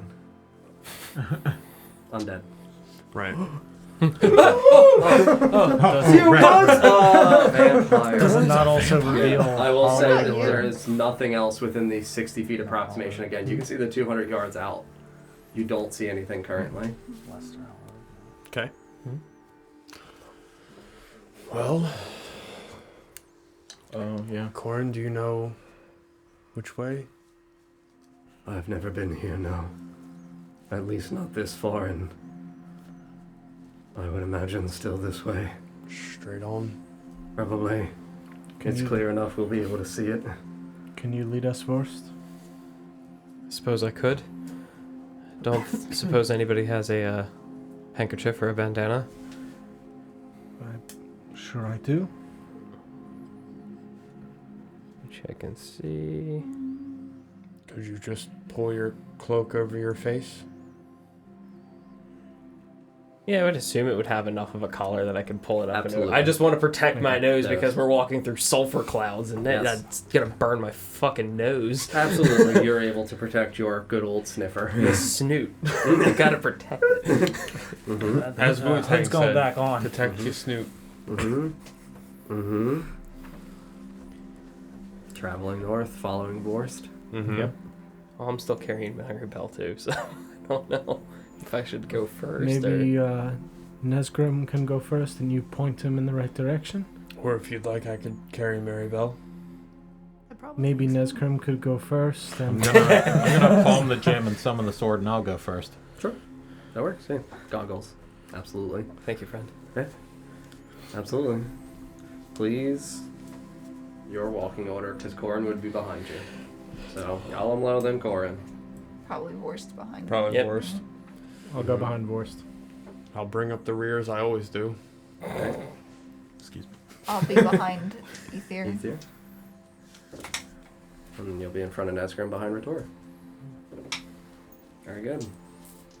You guys are slowly making your way through these areas. These, again, acidic dark bubbles bursting out, popping. You hear this festering, bubbling. Very off-putting. You're getting every bubble pop. You're getting this, again, not only odor of sulfur as it breaks and releases these gases, you're getting this, like, upsetting, foul, like, methane. Low tide. Like acrid smelling. Yes, like Mhm. it smells Harsh. incredibly harsh and unpleasant, where you're getting not only that smell of the bog itself, but you are beginning to get that familiar, all too familiar odor of death exuding out from the bog. And I imagine Corrin doesn't smell all that great from cooking in the sun either. Correct. No, he does not. Don, what's your new passive perception? 22? 22. 22. Damn. Okay. I am going to tell you that as you're making your way through the bog, you can see that in some of these deeper puddles, you can see that there are these decrepit, decayed, but preserved, almost eerie, embalmed corpses in pieces.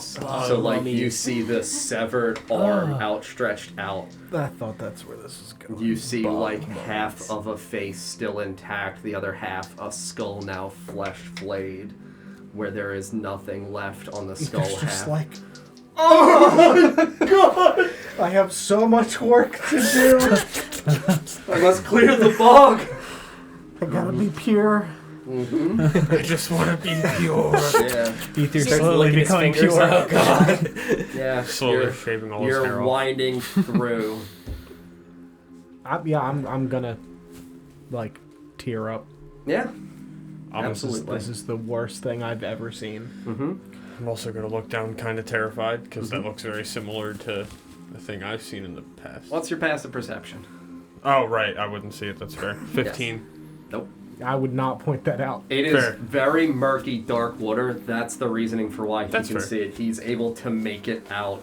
Not because you're a bone man. Yeah. It's not like, ooh, I know all about bones. It's like, sense them. oh my god, I'm so perceptive now. I hate that I see everything. Right. I'm not going to punish you for taking No, observant. no. I will Yeah, no, reward with these absolutely. horrors of my imagination instead. No, that's It's not totally fine. punishing. It's reward with no. horror.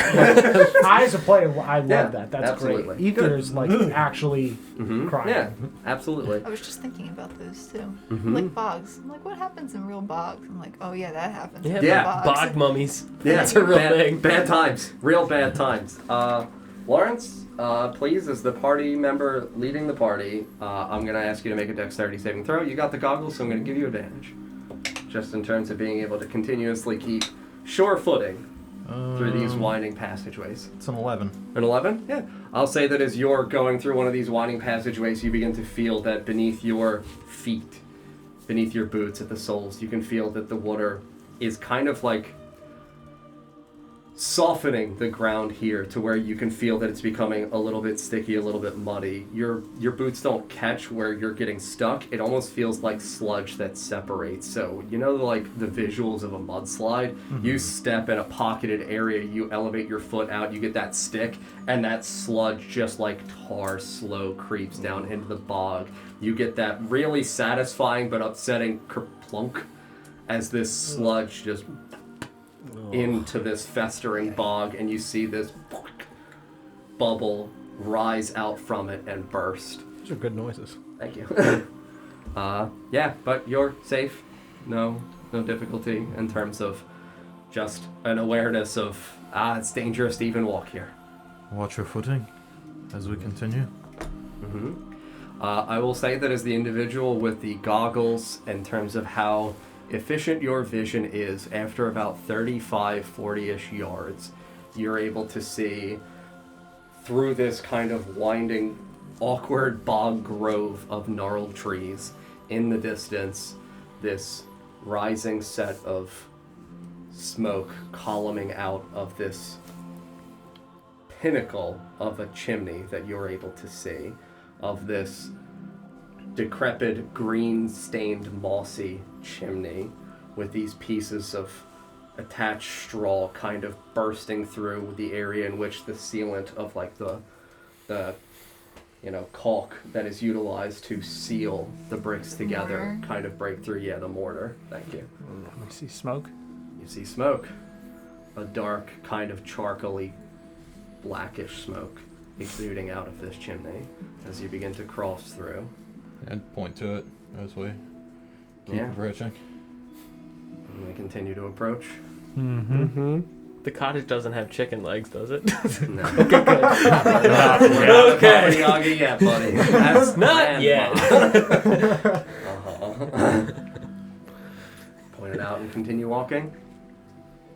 Yeah. You can tell that as you guys continue to weave and wind through, I'll ask you to make one more dexterity saving throw with advantage.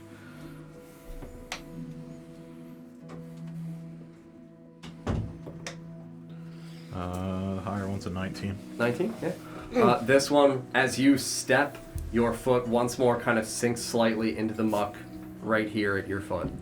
You elevate out and you watch once more as this sludge that kind of sticks to the sole of your boot descends, creeping down, same style art as like a creeping tar pit, just almost like flubbers into the puddle near you. And again, kerplunks and splashes down into this pustule, and another bubble elevates and rises and bursts. You're okay. I will say that we are about 70 yards away, 60 yards away, and I will describe to you what you're going to see in the distance through this clearing. You can see, it's not really a clearing, but again, goggles utilizing the beneficial sight. You're able to see that there are these kind of front marked trees that almost form this winding, narrowing column, where it's, instead of the sparsely populated, gnarled, twisted trees that have been 20-ish to 15 feet apart from each other, you see almost like this grove winding and forming, twisting into this kind of centralized area, almost like this formation of what would be perceived from a top-down view as like the cul-de-sac of a neighborhood, or like the light bulb in your hand, culminating in this bulbous, more pocketed area, tunneling things in. You can see at the edge of your distance, this now thatched roof begin to come into focus through this area. You can see the steam and the smoke pouring up still. You can see also a smaller, darkish gray pocket of smoke at a different elevation, heightening upwards as though a cooking fire is currently lit. You can see in the distance at your 60 feet away, a large cauldron, currently bubbling, a fire lit beneath it, it elevated by spokes and a spit, handle attached over this flame, the flames lapping at the bottom of this very dark wrought iron cauldron. To the right side, you can see these creepy, twisted, prickly bushes that look like vines encasing themselves as though they were fingers wrapping and intertwining together. Pocketed around the different spots here, you can see a large, tall, square-shaped stone, about 15-ish feet in height. It looks angled, as though the bottom is an intact square, but the elevation of it has a slight declination to it. And at the bottom of it, you can see... actually, I can't say that you would see that at the bottom of it, just because of the height and like the curvature of the earth, but you can tell that there is something on the ground below this angular portion. You can't see exactly what it is, but you can see that there is some grooves and indentations.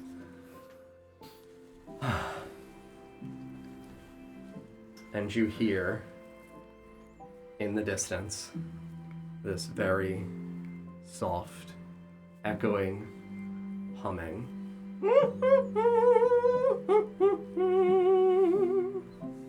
And we're gonna take an intermission. Friends, we'll be right back. See you in a few minutes. No.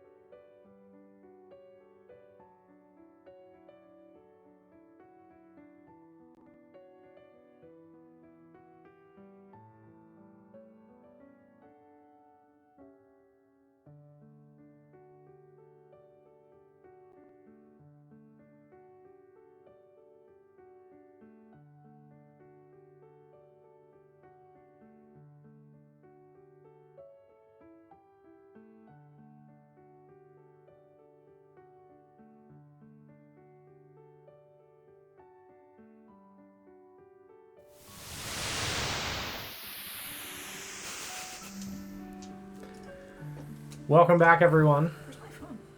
We are back. Oh, you can see the whiteboard. It's upstairs. Oh yeah. No chat for me. Yeah, we're here in this clearing. Glenn, can you zoom that out just a touch? You just see the pumpkin. Thank you, cameraman Vorst. It's not Come on, Pippin. Come on. There we go. Perfect. Thank you. Yeah, we're back with this. Here we are. Ooh. Yeah, those are the things that have been described to you as you can see them through this clearing. You hear that shrill, high-pitched humming as you see, again, what you would be able to see. A tall, about 7 foot tall, 7.5-ish foot tall, long, thin, frail-armed woman holding this great wooden handle, slowly stirring this viscous liquid in front of her with a great dark green coloration to it. Bubbling pustules of pockets that burst as she just...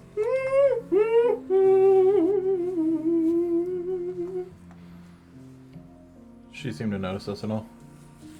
No indication. Guess we're gonna keep pressing forward into this clearing. It's up to you guys. Mm-hmm. Yep. Yeah. Onward. Forward. You guys move to where you would like to move. I'd say that as you're getting to about there, as you hit that threshold, you see her eyes just kind of look up at all of you. Does the Moving path closer. open up at this point? Thank you. That's about as narrow as it would have been. There's trees back there. I ran out of small trees. I don't want to block the camera angle. Yeah. I was That would descend backwards. like, we're not Yeah, still like single funneled file. us into. Correct, Yeah. yeah. There's not like a fuckload of open space. Again, I'm Yep. just out of trees. Yep. Mm-hmm. Yeah, you see this beautiful, beautiful lady look up at all of you. You can see this long, crooked, pointed nose as it just kind of whirls to the side and then angles downward, just that obvious bent in it. Long, thin, spirally hair that is straight as it goes down and looks as though it frays out to the side as though you were to shred the bottom of a broom. Just cracked straw-like hair dangling over her collar. This great, large, billowing, almost oversized gray cloak that winds around her neck. You can see the hood down currently, kind of like gathered lightly around the edges of her shoulders. You can see that her thin, wiry frame is kind of hidden by the width of this cloak as it descends down towards her feet, and you see this curious bubbling still popping right in front of her. What color is her skin? Her skin is like a pallid blue. About her hair. Her hair is white. How many eyes does she have? One. She already doesn't like you. Over one eye you can see is closed as she just looks up all at you, or looks up at all of you.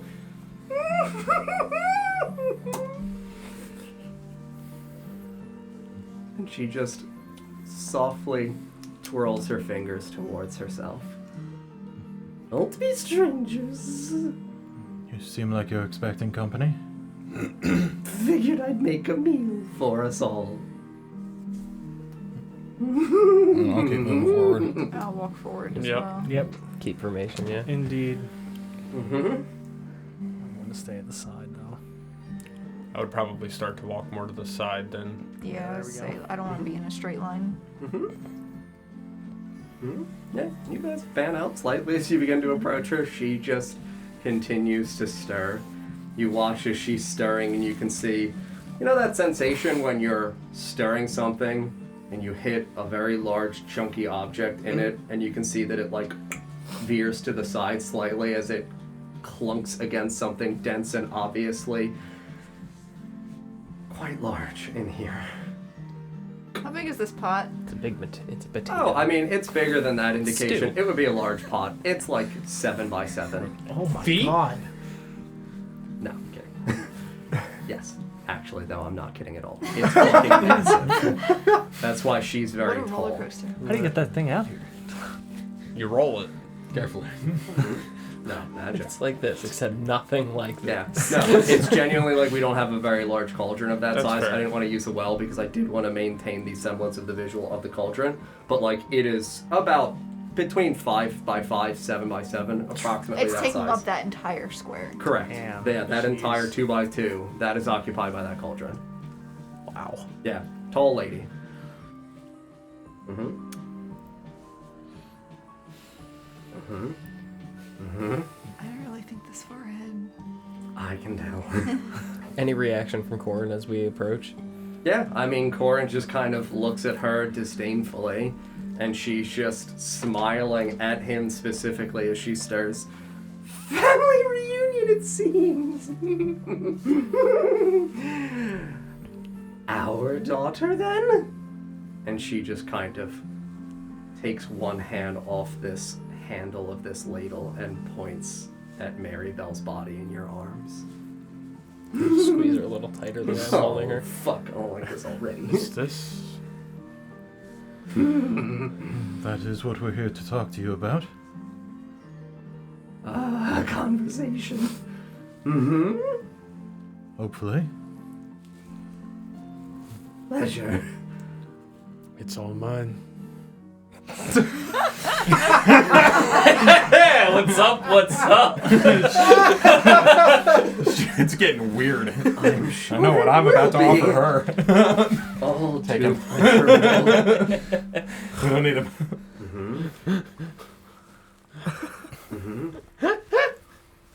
I'd come to the side of Corrin. No one is safe from the effects of my charm. Not even yourself. Effects. I will approach very, keep me over. No. I'll do it. Yep, wherever you want to be. I'm actually gonna stand in front of Vorst and just block Maribel from Sure. sight. Mm-hmm. I'm assuming you can see over my head. I'm pretty sure you're taller than me, but Mm-hmm. Yeah. You can see that as you guys approach, she stops stirring and lets it kind of just whirlpool around as it slowly clambers around the side, clanking against these ridges in the wrought iron, because again, it is an imperfectly constructed cauldron. And you see this ore begin to slowly halt its movement as she just looks out at all of you and just kind of cracks all the bones in her fingers. Been there. Nice. How are you all? Finding the cold comfortable, are we? Reminds me of home. It's not so bad, really. I feel safe out here. Safe. Well, of course you're safe. You're home with me. Here for a lovely luncheon, aren't we? What are we eating? And she just slowly, like, purses her lips and then licks them softly. You look to be a perfect complement to this dish. I've been told that. Oh, my. What a dish. Well, would you like to be the first to have a taste? No, thank you. What do you mean? What's in it? What isn't in it? You'll have to forgive him. He's had a rough track record with taste testing. And women. That too. Thanks, Tom. Well, could I offer you? And she just goes and reaches for the handle and begins to stir. And you hear this, like, kerplunk, kerplunk, as she's just splashing this over. Kind of like that motion when you're whipping. Mm-hmm. And you hear just, like, the droll splash, splash, as your standing here adjacent to it, you can see that there are definitively small portions of rabbit in terms of like if you were to crudely chop without removing the fur, without doing anything to clean it. Yeah, it's just No processing. Yeah. smush, throw it in. You see bird, you see rabbit, you see frog. So when she said like Everything. What's not in Exactly. it? Uh-huh. Oh no, that's where all the animals went. Not Yeah. Bog the frog toad. Uh-huh. I think I'll No. pass. But I Boy. appreciate the offer. Not hungry, are you? Yes, I had a large breakfast. I do like when they're full and supple. Okay. You don't sound nearly as uncomfortable as I would hope. That's We might, kind have, of into it. we might have to take a second in motion. He's definitely into it. Well, You watch as Corrin just kind of steps forward towards her. I'm not here for games. I want my daughter's soul.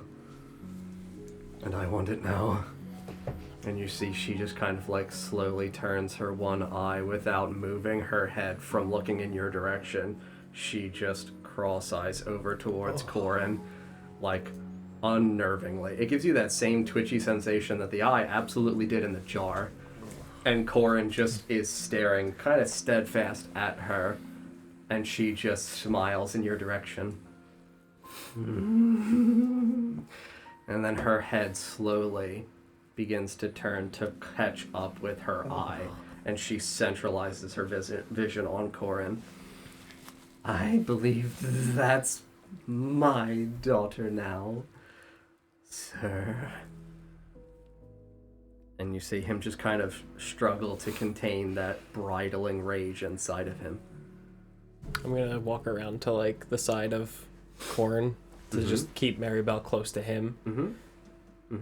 Hopefully that like the presence of her will keep him Composed. move me forward. knowing that he's not going to endanger his daughter any Like further. 10 feet. Here. Yep, that's good. Thank you. Yeah. He just kind of shudders and takes a moment. Certainly, Go ahead. certainly it doesn't have to be that way. That she's mine. Well, she's not yours yet. Clearly. Yes? Oh, you can't interrupt. Transformations. They are without end. So What? there's no way. No way. Why would there be a way? A bargain? Or perhaps just the way that things are.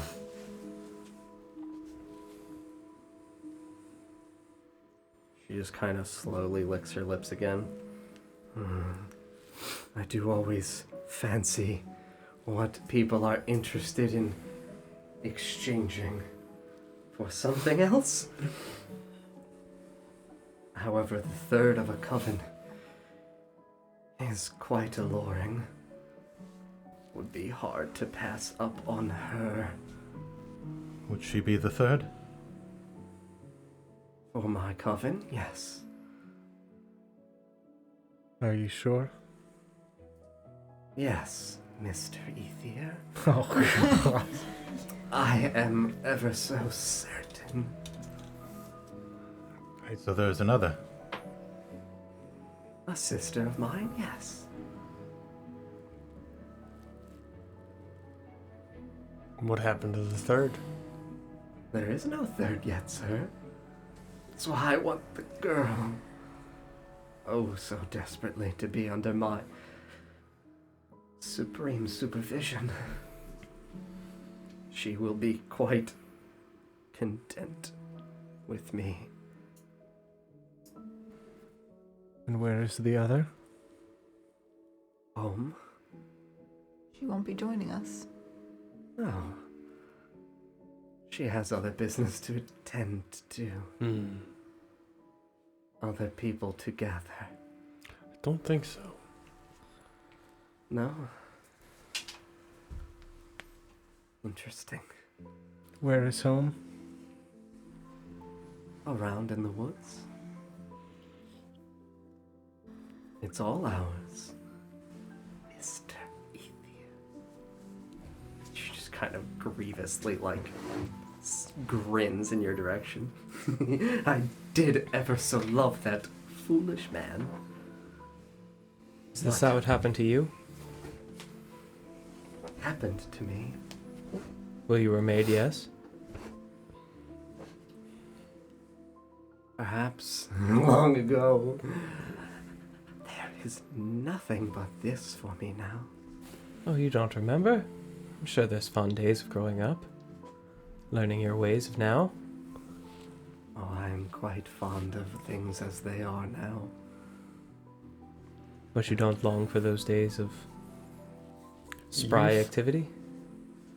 I'm still very spry. I see that. You keep up with the place very well. Thank you. And she just slowly dips a finger into the stew. And you watch as she just pinches this small frog leg. And just slowly keeps eye contact with you and inserts it down to the edge of the foot and just drains it. And just holds the bone.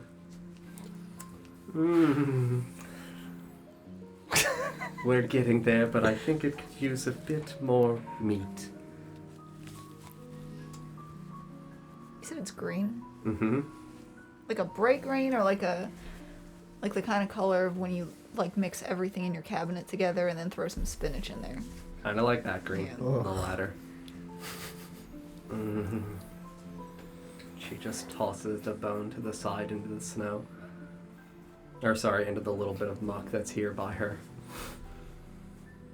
If you are not here to bargain, I will not waste my time. Well, what are you offering? What do you mean, what am I offering? What? I already have what I want. You don't. She's mine. Not yet. She's still with us, is she not? Yes, please keep her in your company. How I would love to see that. You would be ever so proud of what she would become.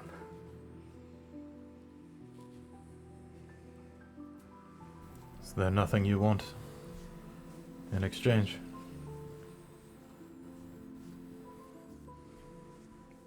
Interesting.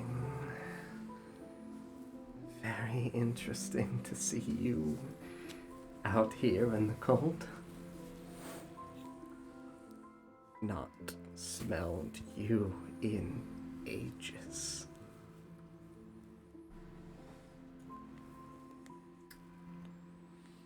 We've never met. She kind of curiously twists her head in your direction. No, we haven't. Have we?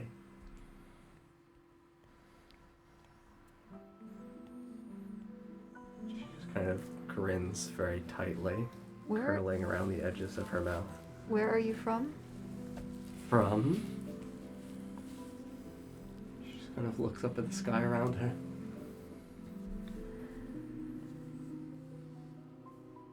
Not so far away anymore.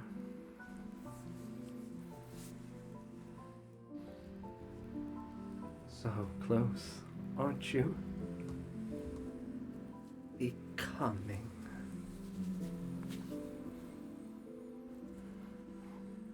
A reckoning for your foolish friends. Friend. Interesting. You see Corrin just kind of slowly begin to regain his composure and just looks at her once more. None of you need to offer anything. This is my duty and my task to bear. We do not wish for you to offer anything either. She may not accept your offer. She has what she wants. She may not hold up her end of the bargain either. You see Corrin just kind of, again, take another half a step forward. I am undying, and I will serve. Give her back. And the hag just stops looking at Ritora. Undying man. I've no need for servitude. Not from something like you. And she just points like directly at his chest, her bony finger reaching far across this cauldron as you see the incredibly extensive, thin, frail arms emaciated holding out over these pustulant bubbles at this cauldron. And servitude from what? There's no need for servitude here. We're a family. Family cares for one another, doesn't it? Oh, how you each value family, don't you? Precious trinkets of loved ones. Family is important. Yes, it is. Of course it is. And it's ever so exciting to bring another into my family. But there could be more. I'm gonna pull out the broken dagger. Mm-hmm. I can offer you this. A simple dagger? Meaningless. This has been worked on by one of the most talented craftsmen in Oshuamp. A dagger. A dagger nonetheless. It's just like Yeah. there's no Mm-hmm. handle. Interesting. Well, I guess they have the handle, just also they're not attached to each other. Mm-hmm. Should have got that mending spell. I appreciate your eagerness to try to help. It would make you so very welcome as a sister to me. No, You speak for her? I don't speak for her, of course, Interesting. but I will protect her. Such love. To watch that strangle the life out of it would be ever so delightful. I'm gonna do it. You can try. Try. Oh my. You are such a delightful man, and Adrian was very right to watch over you so carefully. Was. Yes, the fool is dead, Indeed. and he is delectable in his own way. Did he receive the dagger from you? Dagger. Yes. You knew the man? Curious dagger. Indeed. It was. Is? Is. Yes. Yes. Lovely construction. Mm. Ever so intricately made. Beautiful. So you do have an interest in blades? Some. Some more than others, my friend. Indeed. This one is very shiny. Quite nice. You might have been the worst hag I could have ever known. Your bargaining skills are left wanting. A compliment, really? Sure. And the falsities of mortals? Certainly. We were discussing blades? How is yours? Holding up? Quite alright. Good. And how do you feel to be home? I feel fine. But I don't think that this blade is yours. Perhaps. Perhaps. Which blade? I mean, I have it out. Sure.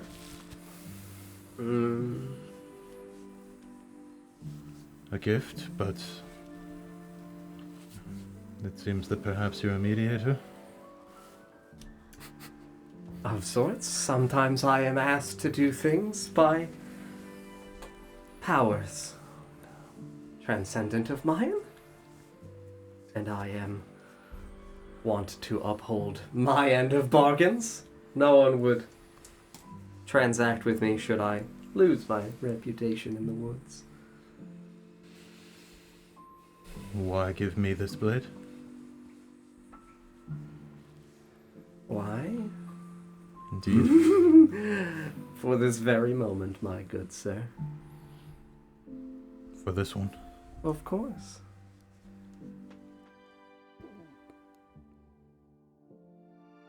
Why not use it?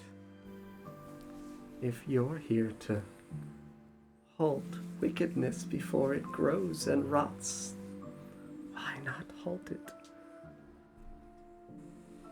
I am here to halt it. That is why I'm in these woods. There is another way. I intend to use the blade to procure that way. And unfortunately, I need this man. I don't suppose that I can have his help if we do not have her soul intact. And so, if I have been given this blade for a purpose, one that you admit is above your own, would it not be in line with that purpose to return this girl's soul? My duty was only to deliver, and I delivered. Understood. I am now absolved of that bargain, having completed my task. But you are not absolved of wickedness. I'm not wicked. What wickedness is there here besides your wretched friend? You're currently eating a decaying man. Middle management.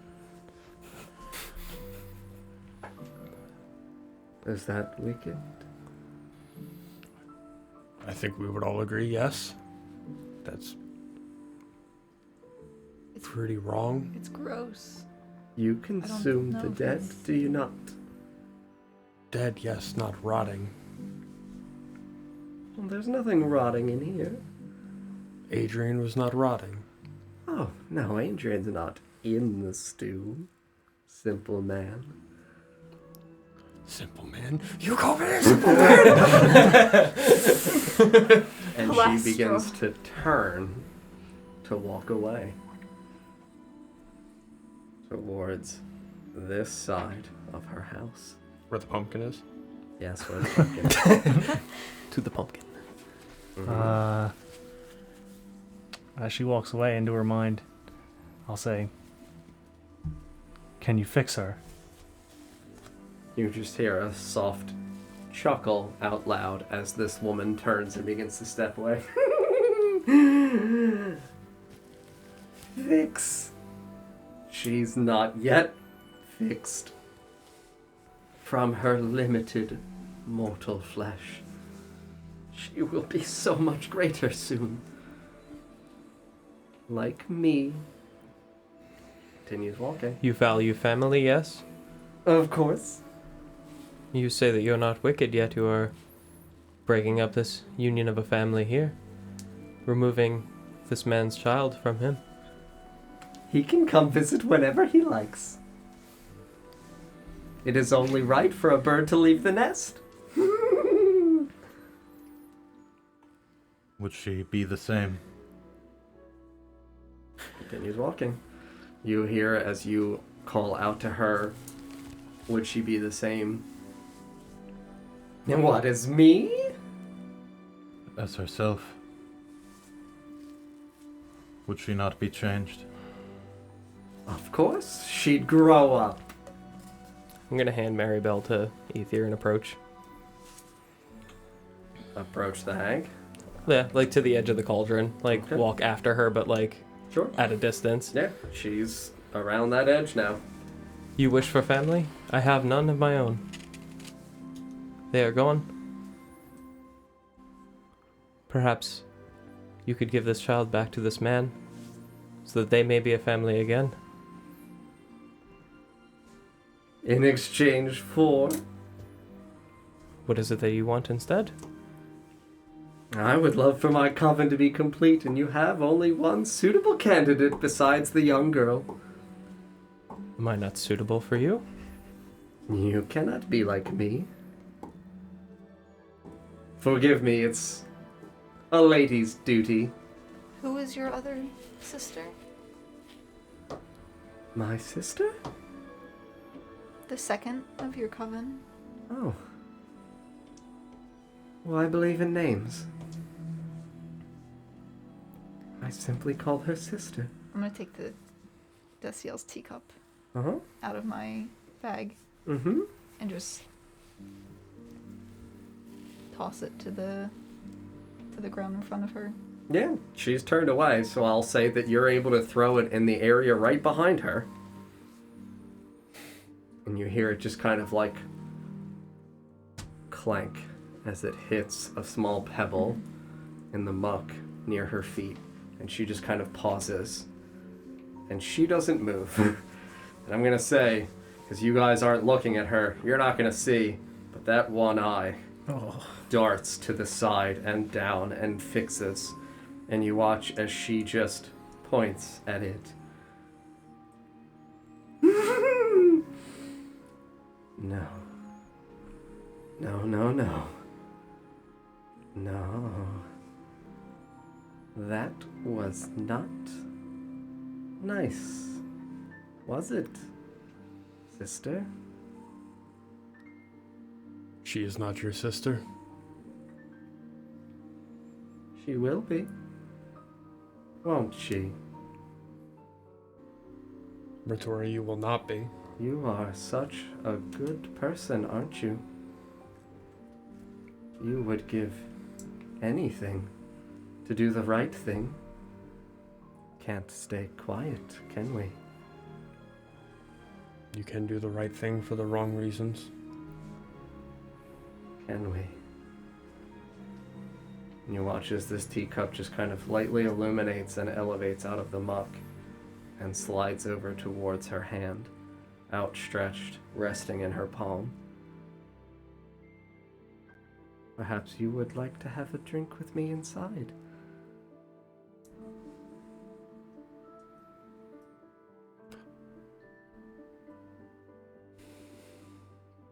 If not, I'll simply continue cooking. And you watch as she pulls this teacup towards her chest. And it disappears in front of her. And she takes another step. It seems to me that she is unwilling to bargain. How vulnerable and weak. Frail. Adrian was right. And you just hear this creaking of wood. As though resting her hand on something that is unsteady and unstable. You guys, again, players, know that there is a cart over here. You hear the soft squeaking turning of wheels. If she's not willing to bargain, plan B. What's Corrin's face doing? Corrin is just staring into this cauldron, just confused, uncertain of what to do. Just beaten. Yeah. A man who is willing to offer everything and feels as though he's been denied. And is uncertain of now. Can he risk all of you? Yaluma. You hear the wheels begin to squeak. What is it? If she's not willing to bargain, are we going to kill her? Seems that we have no other option. In which direction is she moving? Oh, there. Out, back towards you guys, pushing the cart. I put my hand on Corrin's back. Mm-hmm. Corrin, we are with you. Draw my sword and my shield. Sure. All of you would see me draw my sword and my shield. You are not leaving. She's coming out. You see This way, right? you see the edge of the cart. She's beginning to push it in the direction of you guys. Oh, Uh-huh. I misunderstood. I thought she was dragging it behind her. No, you're fine. No, What's in the cart? She's pushing.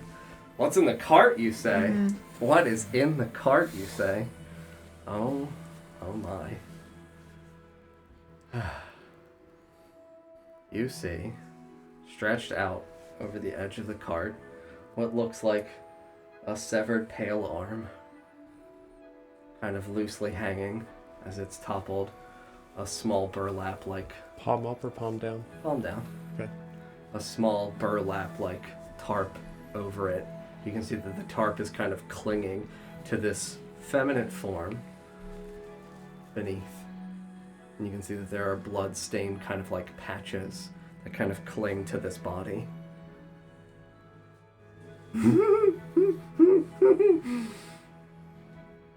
Weak and frail. She is stronger than you will ever be. Of course she is in your eyes, Mr. Ether. You're blind. She must not have been more weak or frail than Desiel. Oh, Desiel was nothing. Desiel was simply too valuable to lose. Well, you lost her. Oh no. No. Lost is not the right word, my good friend. Not entirely. You watch as she pushes this cart, Yeah. and the burlap catches in the side, and you see this decrepit form as this tarp begins to pull aside, and you see this emaciated, thin, frail framework where there is loose skin sagging off the skeletal structure of the body of Desiel. Changes sometimes leave behind remnants that can be returned. And she tips the cart towards the cauldron. I'm gonna kick the cauldron over. You can make an attack roll with an unarmed strike. It's 7 feet across. Yeah. There's no way. You're gonna hurt It's an yourself. iron liquid. cauldron full You can of give it a liquid shot. that is 7 feet across and hot. Yeah. Do it. With hot stew. You're also all the way back there. I would move forward. I'm gonna use my sword. Mm-hmm. Oh, it's up on a spat, right? Mm-hmm. I'm just gonna take my sword and chop one of the pieces of wood and break it and make the cauldron fall. Mm-hmm. So I'll make an attack roll against the wood. It's iron, but yeah, you can make an attack roll against the iron bars and the iron hanging. Absolutely. Reward me for my hubris. As the body plunges. Why? Why do you do this? Did you push it in?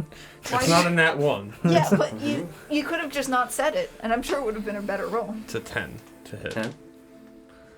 Precious cauldrons.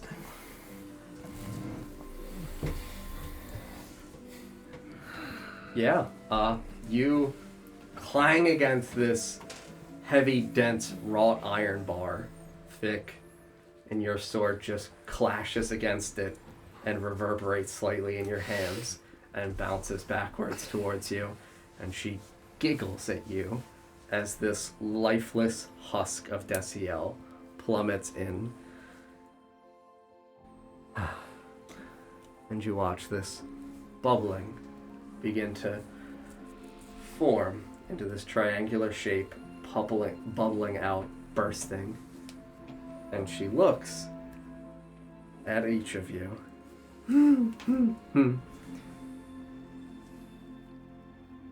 I don't like rudeness. Not at all. You're not the first to tell me that. No. Nor No, will I you be wouldn't the be. last. Sorry. She was also right about you. Weak. Can't commit to anything, can you? Promises you let wither. Swearing he'll do better next time.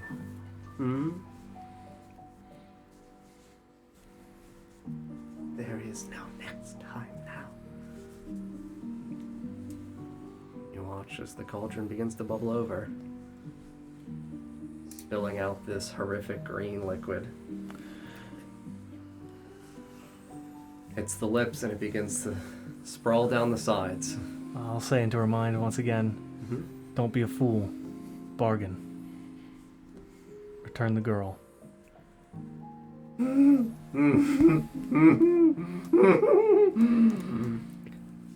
How I cherish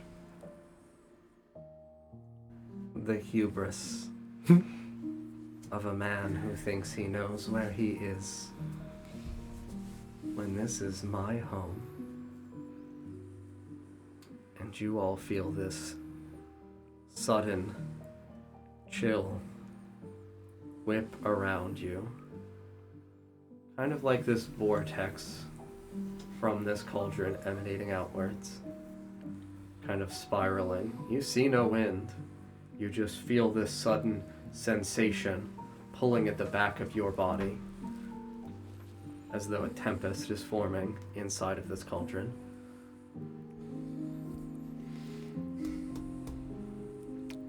I have a bargain for you.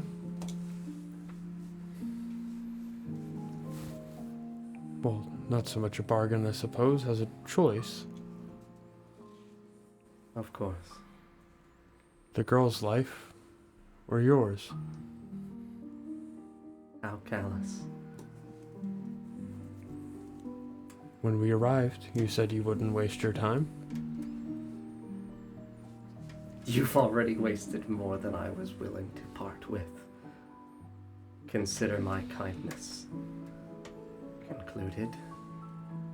And she places a hand Wasn't over the aware. cauldron. Wasn't aware it ever began. She places a hand over the cauldron. I wonder if that cauldron is missing an ingredient. She pauses as the hand slowly hovers over.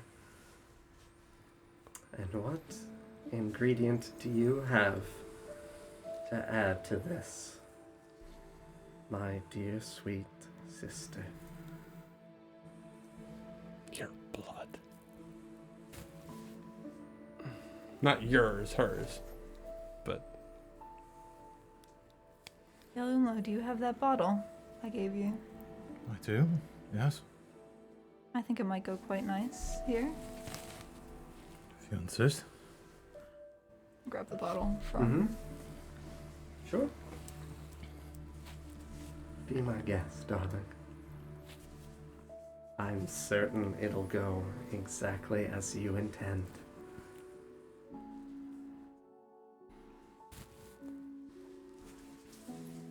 I'll dump it in. Yeah. You tilt this vial over and you watch as this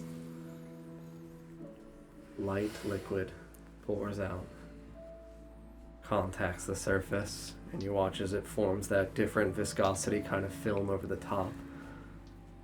And it begins to slowly part and break through, descending downwards.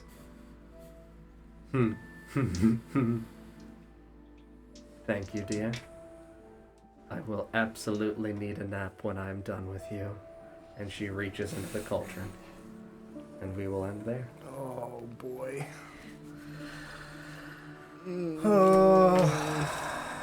Well, friends, thank you very much for watching this evening. I hope you enjoyed the episode.